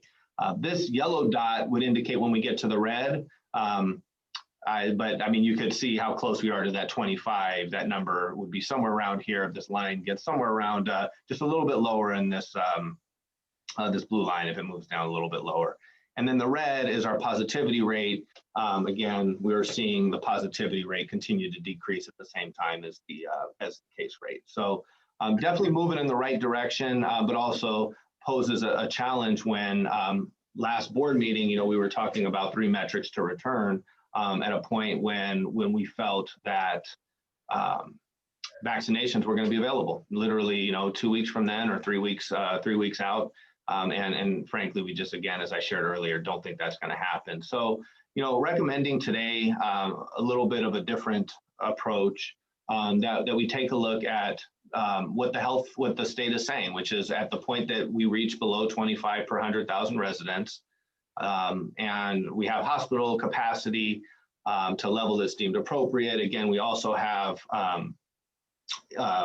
safety protocols in place. We've submitted all of our paperwork. That at the point that we're able to do that, that we would begin bringing back our students for in-person learning.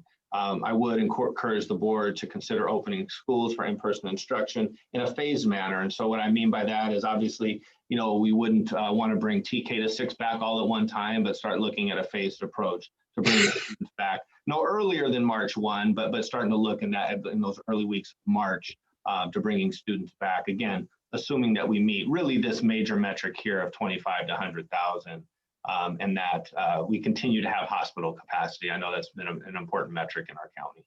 So I definitely would open it up now. I'm going to stop sharing my screen and open up to any questions. Don't stop your screen for a second, if you don't mind. Absolutely. Keep it there.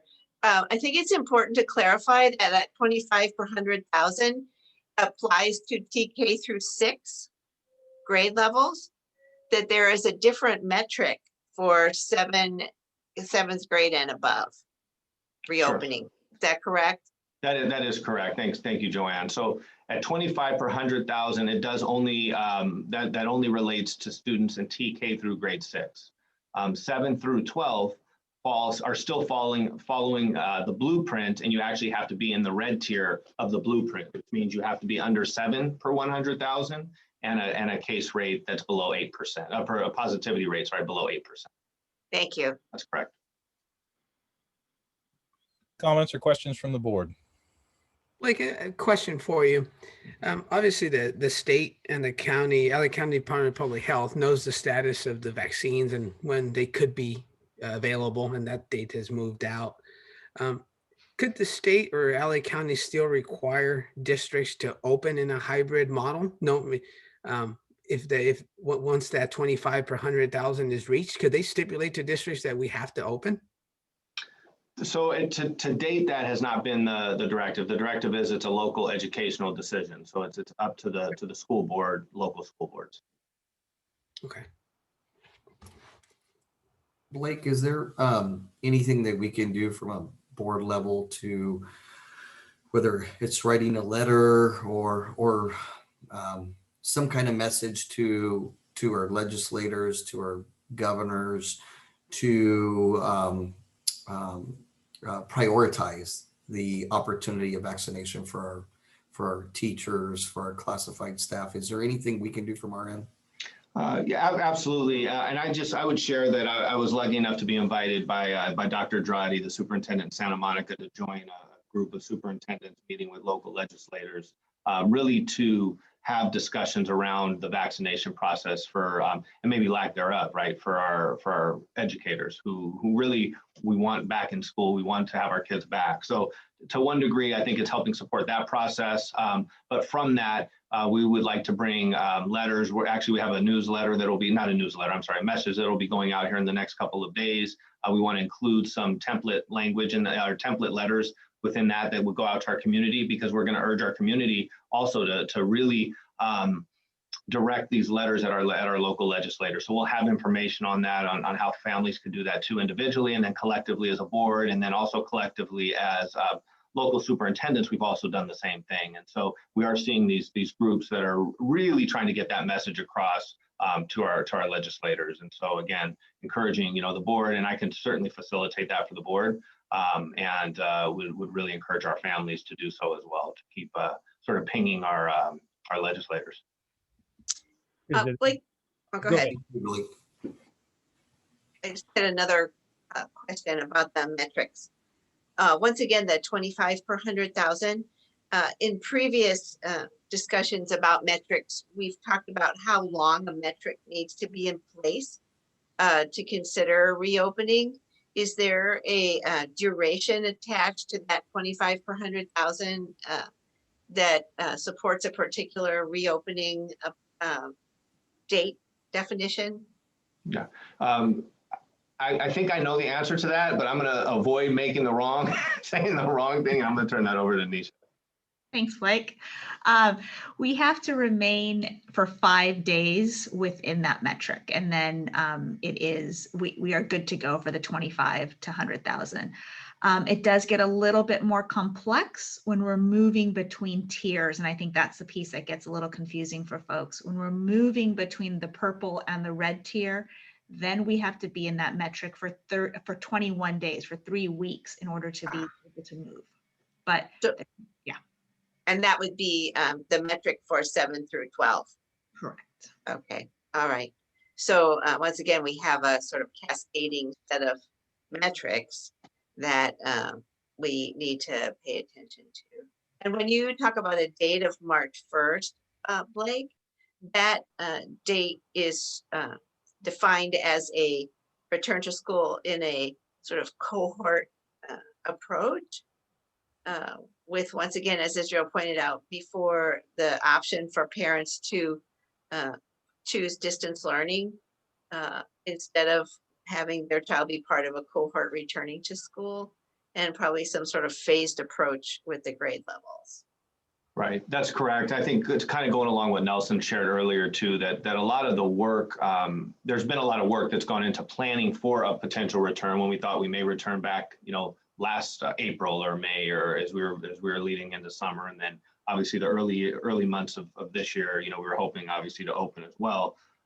Now we're revisiting just to be sure that our schedule is consistent, that students that we're maximizing the time that students are at school if we are in that hybrid model. And I think Mrs. Legaspi shared it well today. I think it seems like the system's working at our school sites where the principals are bringing together various stakeholders, parents, teachers, to be able to have that conversation around what would meet the needs to the best of our ability in these circumstances that we find ourselves, what will be the best for our students, learning and continuity.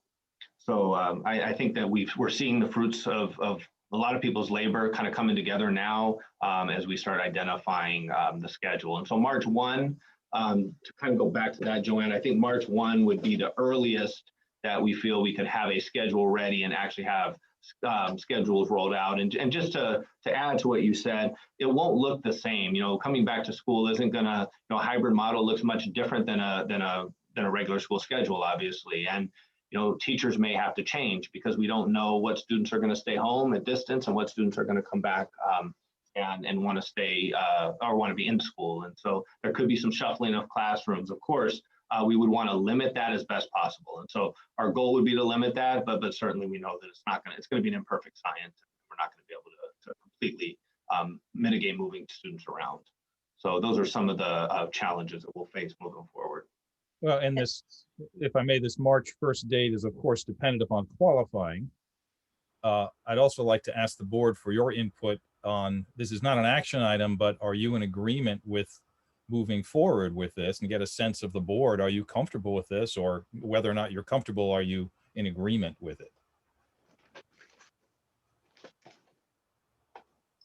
I'll speak up first. I think we know, something that we've talked about and you think about when you read the news is what, sort of what's changed between last year at this time when we all decided we needed to shelter in place and do distance learning exclusively, and everybody worked from home and so on as much as possible, except some of our real first responders, the the grocery store workers and a lot of other high priority folks didn't have an opportunity to do that. What we know now is that young children are not as susceptible to either getting COVID or passing COVID to others, which is something we've learned, in the last year. We've learned how to be safe, how to be safer in our school environments and our work environments with PPE, with cleaning methods, with approaches to cleaning and staying safe in that way. We wear masks. We know we need to do that. We know we need a social distance. We know a lot about how to manage ourselves in this time of COVID that we didn't know before. And I think those are really important factors to keep in mind as we look at reopening schools for our DK through 6 students, to keep in mind that we do know safety protocols and we do have more science behind some of the decisions that we're looking at here.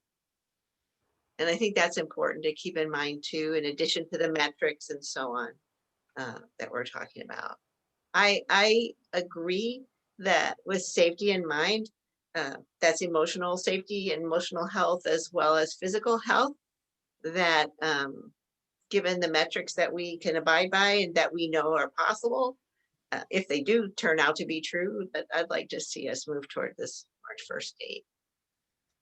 I'd like to add a comment, Neil, if I can, just to add to Joanne's comments. And I think Blake said it well. I think as a board, we're making decisions really on the best available information that we have at a moment's time, really, because this is a fluid, situation, and things are changing constantly. Why are we considering reopening? We're considering reopening because the cases are dropping, positivity rate is going down. Israel's also made a mention, which is part of our criteria. ICU, there is ICU availability, which, a few weeks ago there wasn't. So that is why we're considering reopening, because it's becoming safer, and we wouldn't even consider that if that wasn't happening. So I just wanted to make sure that this is something that we're all, there's a lot of information that we're considering. And as you've indicated, Neil, there's a lot of data that we have to consider and review as we're taking this approach. The only thing I like to, in terms of March, I would like to really give the opportunity to the administration. Again, I am seeking teacher input here. I was going to make a comment, for example, we're approving the safety plans as an agenda item later. And part of those safety plans, which I really appreciate all the work that went into it from the principals and the entire teams that are working on that, is they incorporated the COVID-19, some of the COVID-19 procedures, and that's a lot of work. In there, there's a decision tree that really is in accordance with the LA County Department of Public Health. I want to offer an opportunity that if there is something that the district and staff think that we need to consider as a as an additional safety feature item, we can add that. We can do that. We can certainly do that. So, so I guess, along the same lines that Joanne mentioned, we're considering all this. And the reason that we're considering reopening is because we're trending towards a safer environment for our staff and students. And as we go down that path, I definitely want the dialogue and the input. And so the only thing I would just add is that the administration and the staff, if they feel that March 1st works, great. But if they need more time, then I think we're open to that. I at least from my perspective, I'm open to that. I want to make sure it's done right. And that's the point I'm making. So I'm just, we are in middle of February practically here. So, and we have a holiday coming up. So I don't know if they have the adequate time. So that's my particular position on it. I'll go next. So I would, a month ago, we were in a totally different scenario. 2 weeks ago, very different from today. I think time and information changes decision-making. And so I'd like to request Dr. Goldman and Dr. Stilber, maybe we meet weekly from here on out until we resolve this. I think March 1st is a goal and not a dictum by any way, until we are comfortable that we can meet all the criteria needed to bring everybody back safely. I would encourage not only all of us, but community members, parents, we must pressure the governor, LA County officials to get our staff vaccinated. Everything we can do in that scenario would just, if we can get them vaccinated, would make this a lot easier decision for all of us. So I encourage everyone, Dr. Silvers, to please get that information out as soon as possible. And let's see if the community can help us pressure that situation to get better. So I say move forward as a goal, but there's still a lot of needed information that needs to come together. Thank you. Thank you, Israel. Roger, you don't have to, but want to give you the forum if you'd like. Yes, thank you. Yeah, this is a really challenging situation to be in, especially since the condition is just so fluid, right? Information changes, it seems like every day, for sure every week, we get different information with which we have to make an informed, as best of an informed decision as we can. I believe it was about 6 weeks ago, some of my comments were to really just double down on distance learning. I really did not think that the COVID cases were going to drop. In fact, I thought it would continue. I'm actually happy to see and pleased to see that it is coming down and we're getting closer to that 25 number. It's a delicate balance in terms of coming back to school. What I mean by that is I'm also listening and hearing and receiving input from families and parents that are really struggling with their kids, and to provide that instruction as well and to supplement that, because their teachers are working very hard to provide that instruction as well. But some students need more attention as well. I think there's a lot of social emotional challenges that go along with being away from the classroom for so long. I mean, we have to remember we're coming up on close to a year. I mean, when we sheltered at home, it was March of 2020. Here we are in February of 21. It's almost a year of separation, if you will. Zoom is not the same. Very difficult decision thing to look at, because I truly value the safety of our teachers and all of our staff and our first responders. The vaccine is incredibly important. I agree with the comments made in terms of seeing what we can do in pressuring to get that vaccine sooner, so that we can move forward in terms of returning back in a hybrid model, not with, obviously not all of the students because of the social distancing as well. Reality is parents are also going to make a choice and not have everybody come back.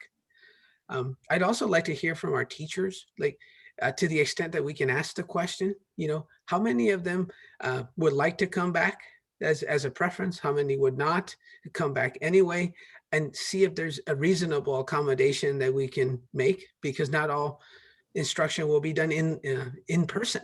Some will be distance learning.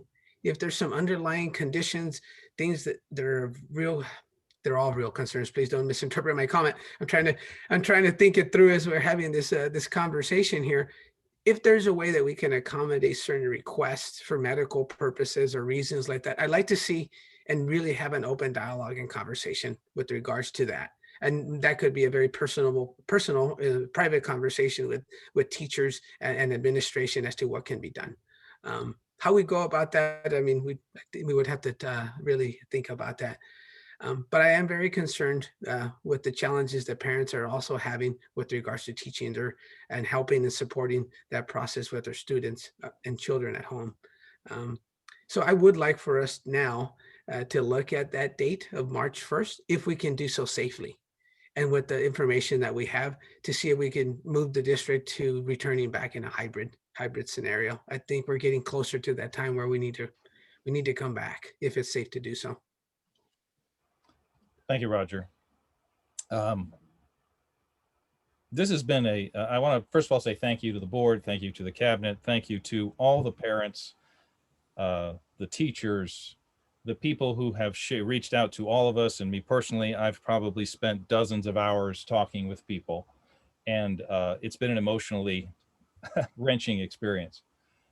Wrenching from the teachers who are concerned about returning, to the parents who are concerned about their child not returning, to safety on all ends. And as Mr. Morris suggested, I do think we need to have a meeting, and certainly at least next week, to know where we are. I do know the district has been working diligently on these safety measures for some time.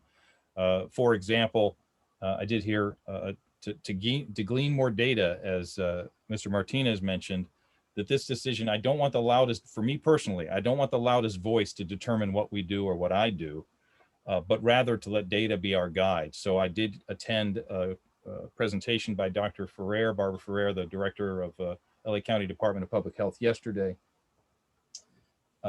in which she shared the unfortunate news about vaccines, and it's our just changing an unfortunate reality. She shared in that meeting that we have had 65 plus available for vaccines for 3 weeks, and yet only 20 to 25% of those in LA County are available. Coming up in the next 2 to 3 weeks, 1B, which will be teachers' availability, as well as first responders and police and food service workers and truckers will become available. That's 1.6 million people, and yet we won't even have gotten through the 65 plus in that time. So the stark reality of vaccines is that we're looking at reality of getting both vaccines, if the current ones are our choice, not until late into spring at best. That's changed our reality. The other reality for me has changed in that this is a safety conversation above all. And I want to share with you some data that I've done research on to try and inform myself here as to what we should do. This is recently from the American Medical Association. The preponderance of available evidence says the benefit of opening schools outweigh the risks, including student and teacher considerations. Parents are exhausted, students' concerns are surging, student suicide is up. Mental health issues, we have heard of social emotional learning issues from parents, is heart-wrenching. At the same time, the fears of teachers are heart-wrenching. We're trying to navigate a tightrope here to try and do best by everyone, and we're trying to do what's best collectively. Dr. Michael Osterholm, the director of Center for Infectious Disease Research, said everybody had the fear that there would be explosive outbreaks of transmissions in the schools. After extensive research, we have to say to date, we have not seen these in younger kids, and that's a really important observation.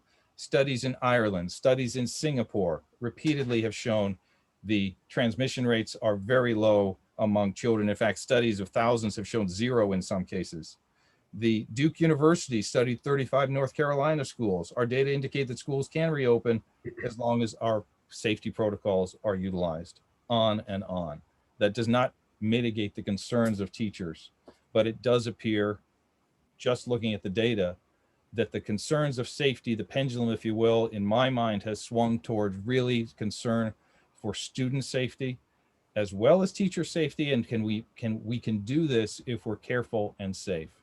We've talked about masks. We have PPE for teachers, including shields.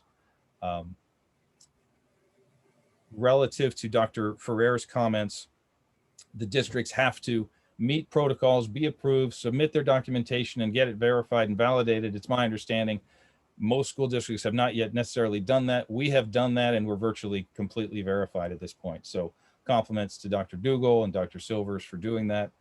This is not an easy decision. I've lost many hours of sleep on this. You probably doesn't matter to any of you, but I will share that I've come to the conclusion, as difficult as it is, that we need to move forward and open as well.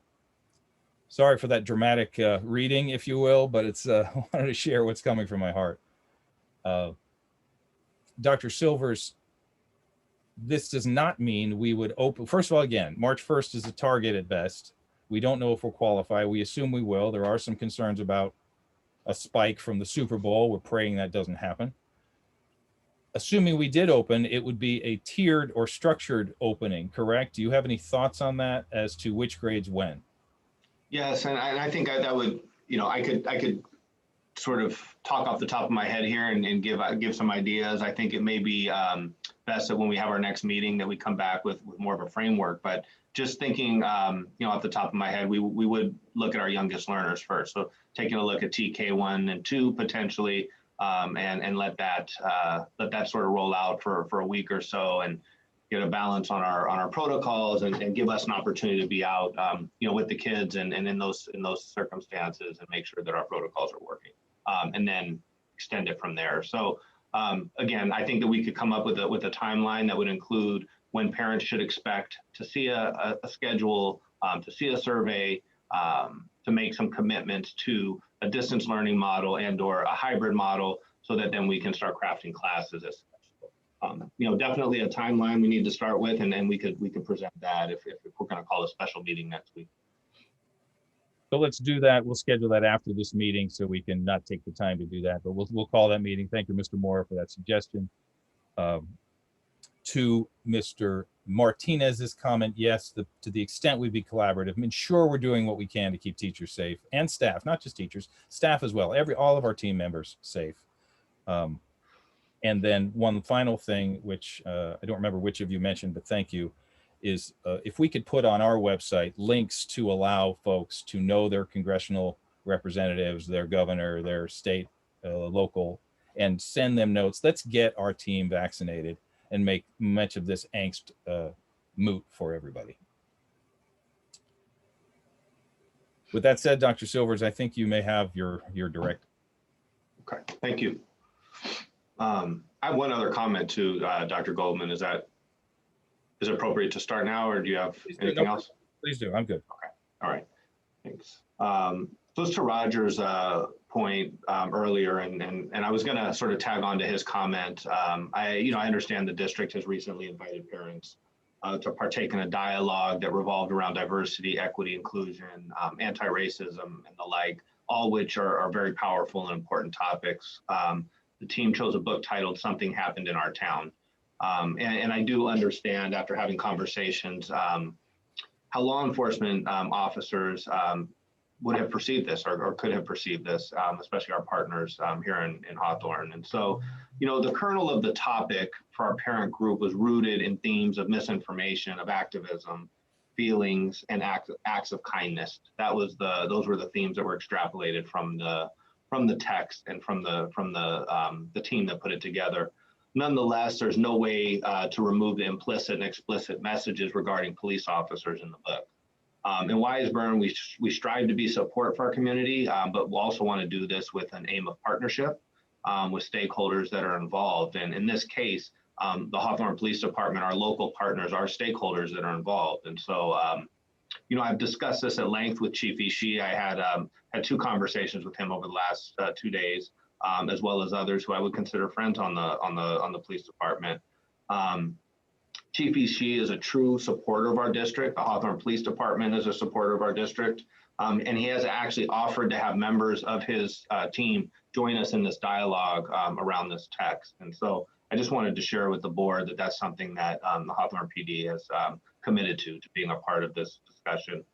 And to the team at Hawthorne PD, I thank you for your willingness to do that. Should we be able to move forward with that? I personally honor the work that you do. I know that work often goes unnoticed, probably thankless in many ways, but I do extend a very sincere thank you for what you do within the community, both visible and behind the scenes. When I think of HPD, honestly, I think of highly competent and well-trained partners that we've grown to really love and respect over time. I understand that in these times as well, it's even more troubling as they're battling a pandemic and also battling a pandemic as first responders, as Joanne shared. To all the employees at HPD, you do make a remarkable impact, and I appreciate to continue this dialogue with you in the room as well. So if the board would be open to us continuing the dialogue with the police department in the room, that would be something they'd be open to doing. Absolutely. Anything else, Dr. That's it for me. All right, let's progress. Item 6.1, minutes. May we have a motion to approve the minutes, please? You have Joanne is going to motion here. I'm going to wait for her. I'm sorry. I would like to motion only with my hand, I guess, not with my voice. I'll go ahead and second. Thank you. Nelson, Ms. Subaki, vote please. All in favor? Aye. All opposed? Thank you. All right, moving on. Item 7.1, may I have a motion to approve the comprehensive safe school plans for the 2021 school year? You have a motion? I'll second the question. Go ahead, Roger. Okay. A question on the plans. I did see that in the comprehensive safety plan for ANZA, there are some recommendations from the ACTIS school safety consultant, which had to do with access and possibly redoing the entry at ANZA. Is there, I guess, some further conversation that maybe a facilities committee that where we would be taking up these recommendations to see if that's the thing to do? I saw the similar recommendation for Dana Middle School in terms of the campus entry points, but there was no mention of it on the for 138th Street or Cabrillo. Is there a follow-up or something that we can take a look at to address those recommendations that are in that report? Yeah, I can take that, Roger. I think that part of those reports came from, as you mentioned, the ACTIS consultant. It was David Klug and his company when they did the safety audit. But that was then given to LPA as they were doing our facilities master plan. And so embedded within the facilities master plan are new entry opportunities, I guess, I don't know, entry drawings or diagrams that would help bolster the safety of each of the school sites. So yes, I think this is a conversation, a longer term conversation. In the short term, what we have done is put high quality tint, actually it's shatterproof tint on all of the kind of front areas and windows that were exposed to the street. You can see out, but you can't see in. Again, not a perfect science, but certainly something that we could continue improving through the facilities committee and with support of the board. Okay, and I hope that answered your question. It does. Thank you. And thank you for the sections on the pandemic preparedness. That very, very appropriate and timely to have that as well. So thank you for everybody that contributed to that. No small feat, but thank you for including that as well. Any other comments or questions? All right, Wendy, please. All in favor? Aye. Opposed? Thank you. Let's move now to 7.2 and 7.3. These are both MOUs between WSD and CSEA and the Weisburn Faculty Association, respectively. This really speaks to the changing environment we're living in, and these were requirements or opportunities that have kind of since vanished. But Dr. Silvers, would you like to share? Actually, can I get a motion for these first, please? You have a motion. Thank you, Israel. Second? I'll second. Thank you, Joanne. Before we go on, just some context, Dr. Silvers. I'm going to pass to Dr. Dugal for that. I think she'd probably be better to. Great. So 3 weeks ago, when the governor released the school safety plans, one of the pieces that came with that was a trailer bill for grant money for in-person instruction. And so one of the requirements of that was to consult with the bargaining units. And so we had a collaborative dialogue with both WFA and CSCA, who were supporting us in applying for these grants when should they become available. They're no longer available, but we do want, this was part of our agenda, and we do want to show that it was a collaborative effort with both our bargaining units in terms of applying for this grant.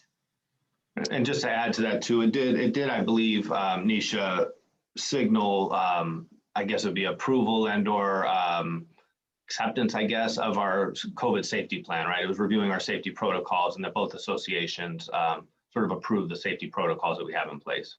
Correct, that's part of that as well.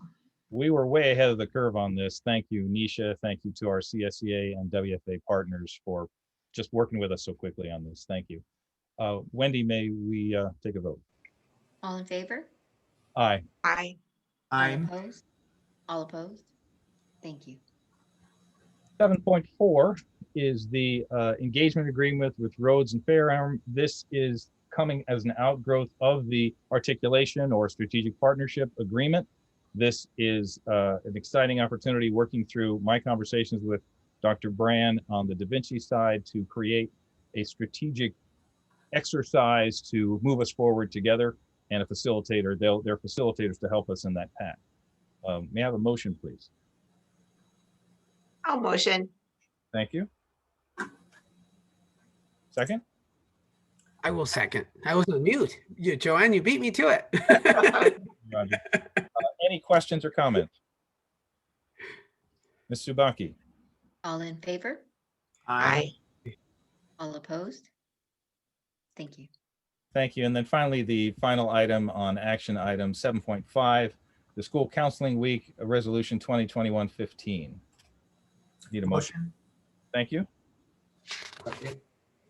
Thank you. Questions, comments? I'd like to make a comment. Thank you, Dr. Dugal. First off, we have some of our counselors here with us today, and so I'd like to welcome them and thank them personally. So Mr. Ted Okazinski, Megan Inge, Aaliyah Elsamar, Julie Walker, and Dr. Monique Ingram are all here to join us. And I'd like to take the opportunity to read the resolution. They are important members of our staff and our community. And so whereas our children are our future and our most valuable resource, in providing them with appropriate guidance and direction is our most important responsibility. Whereas students benefit significantly from having professional school counselors on their school site. Whereas professional school counselors are dedicated education professionals who work in collaboration with families, schools, and communities to develop and promote comprehensive counseling programs and services for our youth. Whereas schools and communities benefit from the expertise and guidance of professional school counselors providing academic, career, and personal social development. Whereas the nation's more than 100,000 professional school counselors are charged with the responsibility of addressing critical issues and providing diligent care for all students through the implementation of standards-based counseling program. And whereas a credentialed professional trained to support students' emotional and academic well-being, school counselors are best positioned to help students grapple with the impact of COVID-19 pandemic and to deliver the necessary mental health supports and services to our students. Now, therefore, be it resolved that the Weisburn Unified School Board Trustees joins the American School Counselors Association in declaring February 1st to the 15th as a School Counseling Week, in order to salute the vital role that professional school counselors play in the success of our public schools and the future of our children. So we are very honored to have such a great team of counselors that work for Weisburn and do support the social, emotional health of our students and our staff. So thank you. Indeed, thank you very much. Thank you, Dr. Dugal. Thank you for not letting me go too quickly there. Thank you. Our counselors have been challenged. They have been engaged. And as a result of those many conversations I've had with parents, I know they have been truly impactful. So thank you very much for the work you all do. Very well deserved to be recognized as such. Dr. Goldman, I believe the counselors wanted to step into the meeting. Oh, perfect. If we could move Monique Ingram and Julie Walker in, please. When you're Ted and Megan not here, are they? They are, I believe they're on. The Julie and Monique were going to be the representatives. I don't think they should get out of it. I bring them over, Wendy. Okay. Could you also bring over Megan Engie and Ted Okazinski, please? Come on, Megan and Ted. We got to say hello. Is Aaliyah there too? And Aaliyah's there as well. Bring them all in. Aaliyah's there. Sorry, Aaliyah.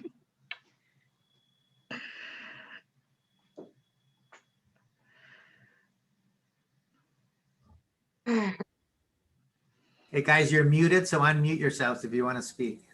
Hi, good evening. I'm Monique Ingram, and I just wanted to take a moment and thank the board for your continued support. The CARE team continues to grow our elementary counseling program, and this year we've been able to support a greater number of students at the Tier 1 level, expand the type of programming we provide, and really collaborate more with our school psychs and the middle school counselors. And so we've also had an opportunity to provide more support, more in-depth support for our tier 2 and tier 3 students, those students who need kind of a greater level of support, whether it's skill building or mental health support. So we're grateful for the opportunity to advocate for our students and families. So thank you. Thank you. Thank you. Thoughts or comments from anybody else? There's your moment in the light, guys. Just a quick thank you. Sorry to bust in. Just a quick thank you from all of us for your continued support. Thank you. I just want to say thank you as well. Thank you. Yeah, I just want to second that. You know, throughout my time at Weisburn, the school board, Dr. Silvers, the district administrators have been nothing but supportive. So, you know, thank you guys. This benefits the safety and well-being of our students and families. You know, and especially now during these difficult times. Thank you guys. And I'll third and fifth that gratitude. Well, again, thank you all. And Ted, you've never looked better. So, what's that? I say you've never looked better. Thanks to you guys too, very much. I didn't realize I was sorry about that. I didn't even realize that my video was off. There he is. There he is. Cameo. There he is. There you go. Thank you guys. Again, Caught thanks me by surprise. Make a huge difference. We appreciate you. Have a good night, everyone. Thank you. Thank you. All right, well-deserved recognition. Let's go to fiscal item 9.1. Do we have to vote? Yeah, we didn't take a vote. Oh, let's. You think we should vote on? Yeah, let's vote. All right. All in favor? Aye. Aye.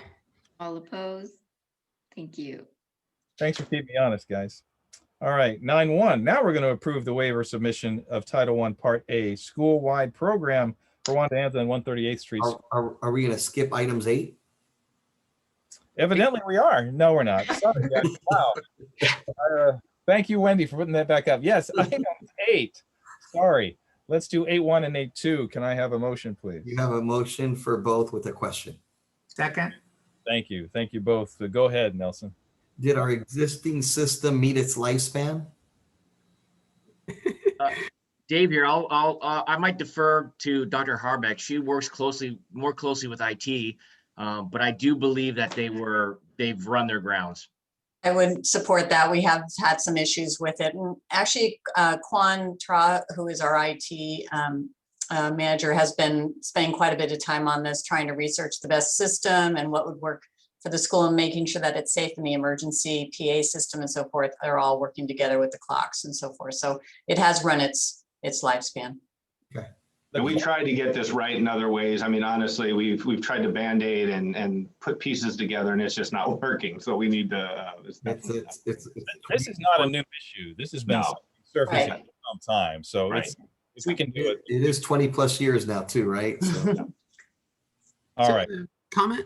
I'd like to maybe ask if the Dana system can be looked at as well. I think in the MPR room, the main assembly room, there's actually some clocks or boxes there that don't have, they're just kind of empty. They don't have clocks in them, and even some of the covers are missing from those. I think they're not, which means they're not functioning.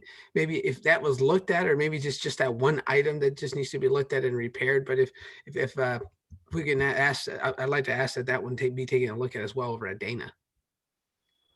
Roger, I could, yes, absolutely. And I would just say as part of a larger conversation, we are going to have all of our cabinet members tour each of our facilities with our principals to look at some of these items. So it would include, we want to look at all, for obviously in anticipation at one point of bringing students back, but start looking at all the systems. So we'll definitely take a look at that at Dana as well as the other schools. Make sure they're working and tested and all the clocks are up and such. Sounds good. Thank you. Any other comments, questions? No, I just think Israel, I think the action items are growing for the facilities committee here. There you go. They're showing their age already. It's unbelievable. Didn't we used to have brand new schools everywhere? All right, Wendy. All in favor? Aye. Aye. Opposed? Thank you. All right, now 9.1, the waiver submission. Need a motion and probably an explanation. So a motion, please. I'll motion. Thank you, Joanne. I'll second. Thank you, Israel. I think Dr. Dugal, you had some background for us here. I think this goes to Eileen. I'm sorry if that's. Oh, you're right. No, it's Dave and it's me as well, but I'll take it. So Title I funding is a federally funded categorical amount of money that we receive for several of our schools who meet the 40% threshold on students who are considered in a low economic status. So when you go below that 40%, you can, at that 40%, Weisburn made the decision to have school-wide programs that benefit these our free and reduced children, but also other children at the same time. And we're allowed to do that. When you go under the 40%, you've got to submit a waiver to continue that school-wide program, or you have to change the program and limit its exposure to other children. It would be very difficult to do. So we have gone ahead and submitted this waiver last year, and we are again this year as we have gone under the 40% threshold. Does that make sense? It does. Do you know our actual percentages? Dave, do you have the number handy? It depends on the school, Dr. Goldman, because each school has its own. It's just under though, I'd say between 36 and 37%. Yeah. All right. Thank you. Questions for Dr. Harbeck? No? Wendy, please. All in favor? Aye. Aye. All opposed? Aye. Thank you. All right, let's go to 9.2. That is the Qualtrics program, which is really have to do with our COVID safety protocol. We have a motion, please. Motion with the question. Thank you. I'll second. Thank you, Roger. Go ahead, Nelson. Just one quick question. When I was reviewing the attachment, there was a section there that the students or kids will have to self-assess. I think it's like a self-assessment for the health questionnaire. Is there, are we doing something, because I would suspect that the K to 2 would probably be challenged in maybe responding to some of that self-assessment health questionnaire. Is there an alternative there, or would parents be responsible for that? So Dr. Dougal, her computer logged off for a quick second. Oh, okay. I was waiting for her to jump in. So I think the idea would be, yes, that it is that parents would do that. That's partly why we want to use a program, so that as our TKK 1s and 2s come back, obviously they can't come to the door and attest for themselves, so that the parents would be able to do it. And it would then go to a database that our staff could then look at, and we would know which students were quote unquote screened. And then we'd also be able to track those that maybe weren't and address that as per our protocol. So yes, I hope that answered your question, Nelson. Good, Blake, thanks. Ms. Subaki. Okay, all in favor? Aye. Aye. Aye. You're going to ask if there's no one opposed, evidently. Okay. No, thank you. All right. 9.3 PO and miscellaneous receipts. We have a motion. Second. Thank you both. Comments or questions on these? I think you can call the question. All in favor? Aye. Opposed? Thank you. Thank you very much. Consent items. Can I have a motion for each of these 10.1 to 10.8, please? You have a motion, 10.1 to 10.8. Thank you. You have a second, and I just have a quick comment or question on item 10.4.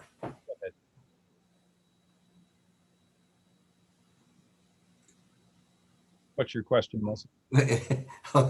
The item 10.4, Blake, just for clarification, this is part of the COVID-19 planning preparation for reopening, correct?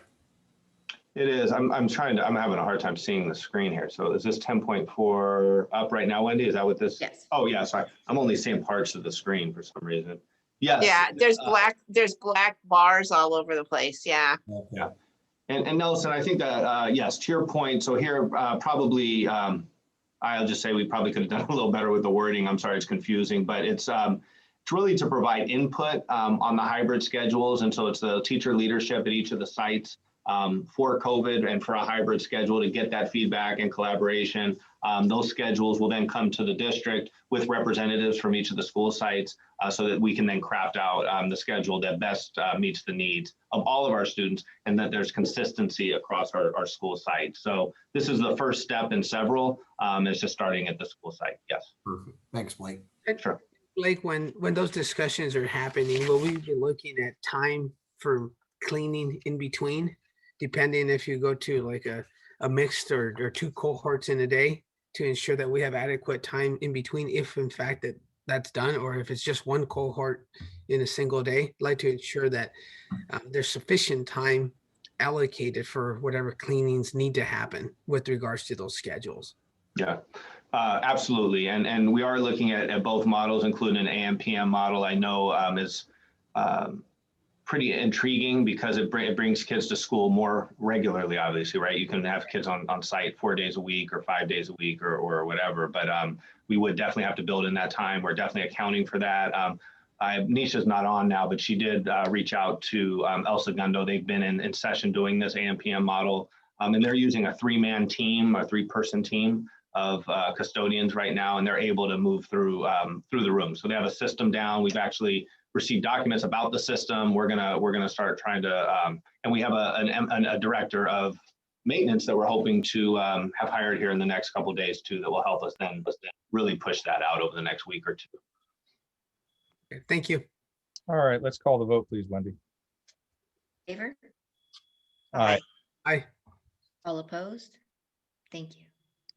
11 items, 1 and 2, on-call substitute teacher, Lisa's personnel, and unpaid observer. May I have a motion, please?